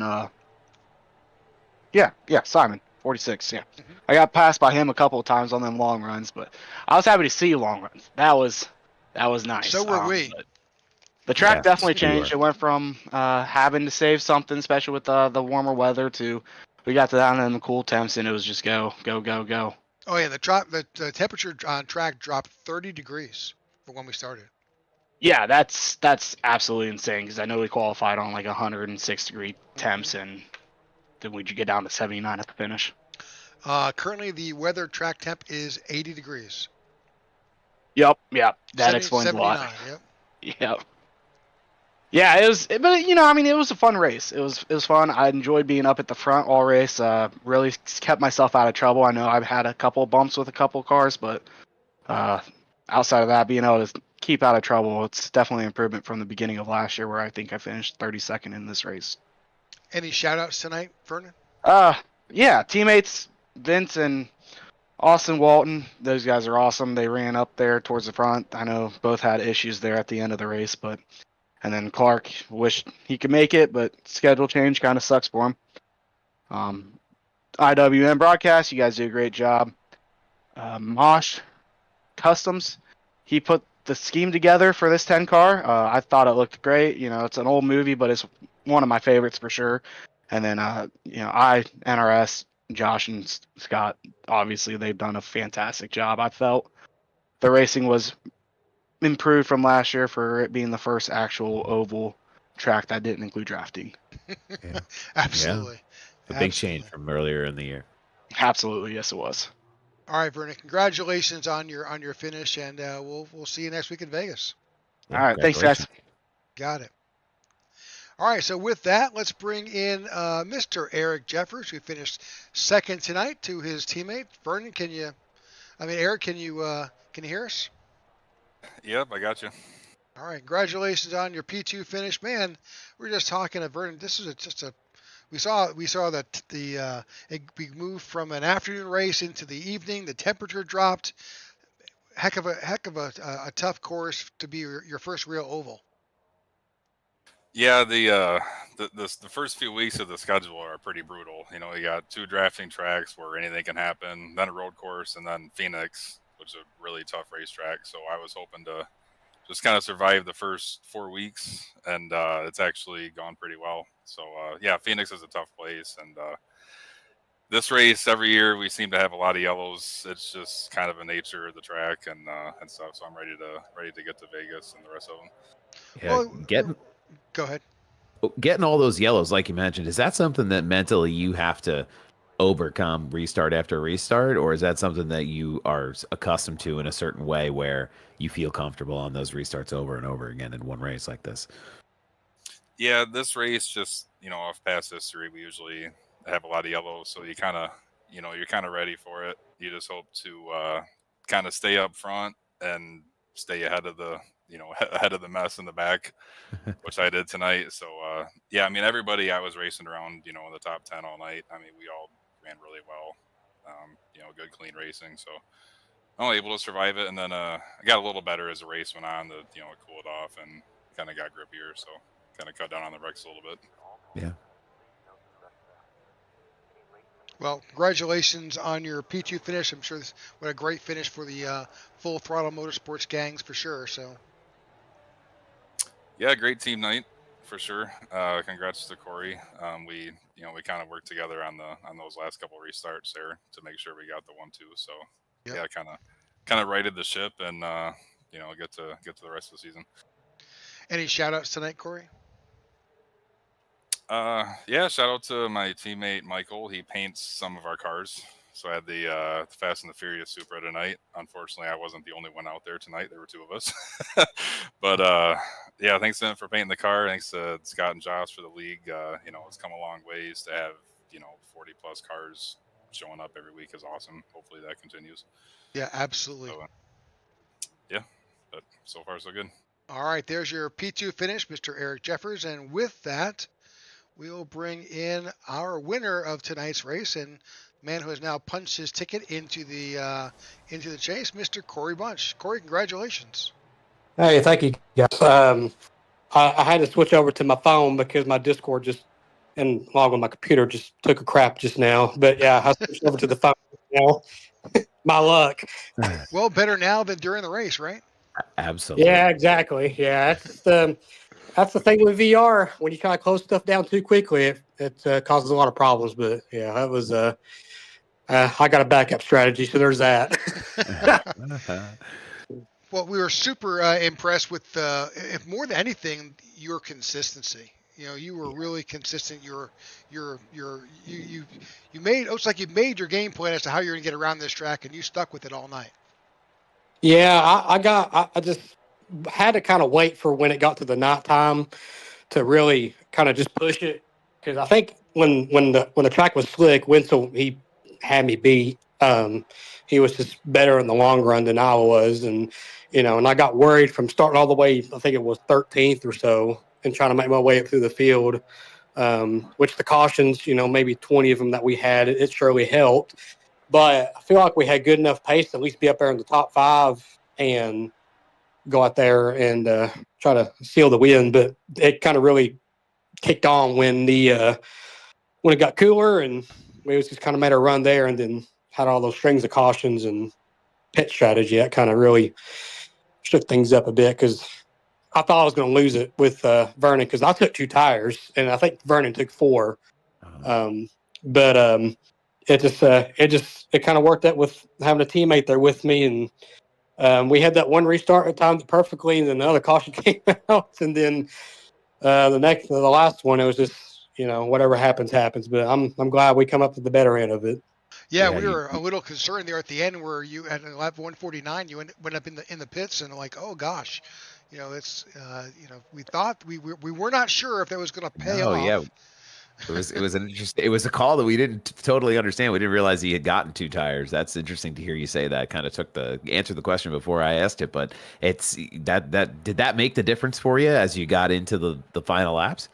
I think so, because the reason I did take the 2 tires was for the fact of just because if there was a lot of cars that pitted, and I'd been afraid to take 4, and then somebody for 2 tires jumped me, and then there goes my shot. So I wanted to be the first one off the pit road, and but there wasn't. I think there was like 5 cars that stayed out, so it was kind of manageable. I just had to just kind of really just work my way through, and getting Winsel at the end, and which I don't even know where he finished. That was unfortunate from what happened to him, wrecking after the yellow. But it was just fun racing with him and me and Winsel. It was just a blast, and I expect the both of us to probably be toe to toe from the whole year on out. So yeah, unfortunately, Jordan finished back in 12th after that little incident. So yeah, man, yeah, that's because he was stout all day, and for him to get 12th out of all that, I mean, I'd be upset if I was him, but I mean, I know he'll get back at it when we whatever the next track is. I think it's Vegas where we go back to. You're correct. We'll be in Vegas for next week.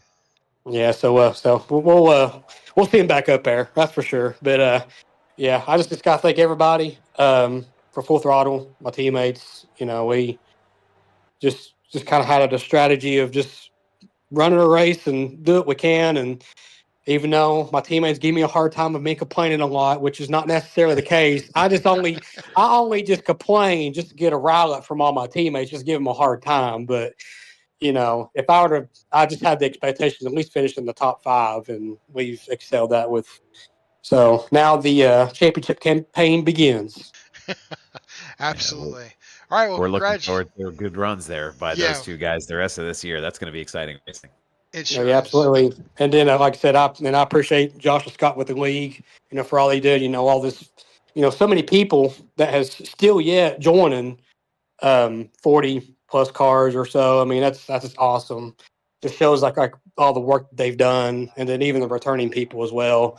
And I appreciate you guys as well, broadcasting this league, and sticking it out with the amount of cautions that we have. But hey, it gets better. It always happens. So it's just Phoenix is just weird. It's been like the third year in a row that we just have so many cautions. But it'll get better. I promise you. Oh yeah, we're not worried. It's pretty indicative of these mile and less, these short tracks. It's just the nature of the beast. We understand. Mm-hmm. All right. Absolutely. Corey, congratulations, and we'll see you in Vegas. That sounds like a plan. Yeah. Thank you, guys. Congratulations. You got it. Thank you. All right, there's your winner, Corey Bunch. Sal, a great race. We had some great stretches of green flag racing. Um, 17 or so cautions, but of course, that was some that were some just kind of brought it on just with all the close racing. But a great race overall by these iNRS guys. Yeah, it was a ton of fun to see how, with even despite the cautions, how guys were able to control their races, run consistently, and really kind of keep their own destinies in their own hands. We saw a lot of comers and goers throughout the night, and those green flag runs were a treat. So it was a lot of fun to watch. This is a track that I have never really been able to understand as from the driving perspective. So to see these guys run so competitively here on iRacing throughout the entire evening was just a real pleasure. All right. Well, folks, thanks for tuning in to the IWM broadcast of the iNRS Racing Series. We'll be back on Sunday if you're interested in watching a 500-mile event at Talladega for the special event we've got there that Jimmy Crow is putting on. And then we'll be back next Wednesday at Vegas with the IWM Tech for Troops Cup Series, and then back on Thursday here with the iNRS Racing Series at Vegas again. So from Sal and myself, we thank you for tuning in, and we hope you have a great night. Yeah, enjoy the evening, everyone. All right, good night, folks.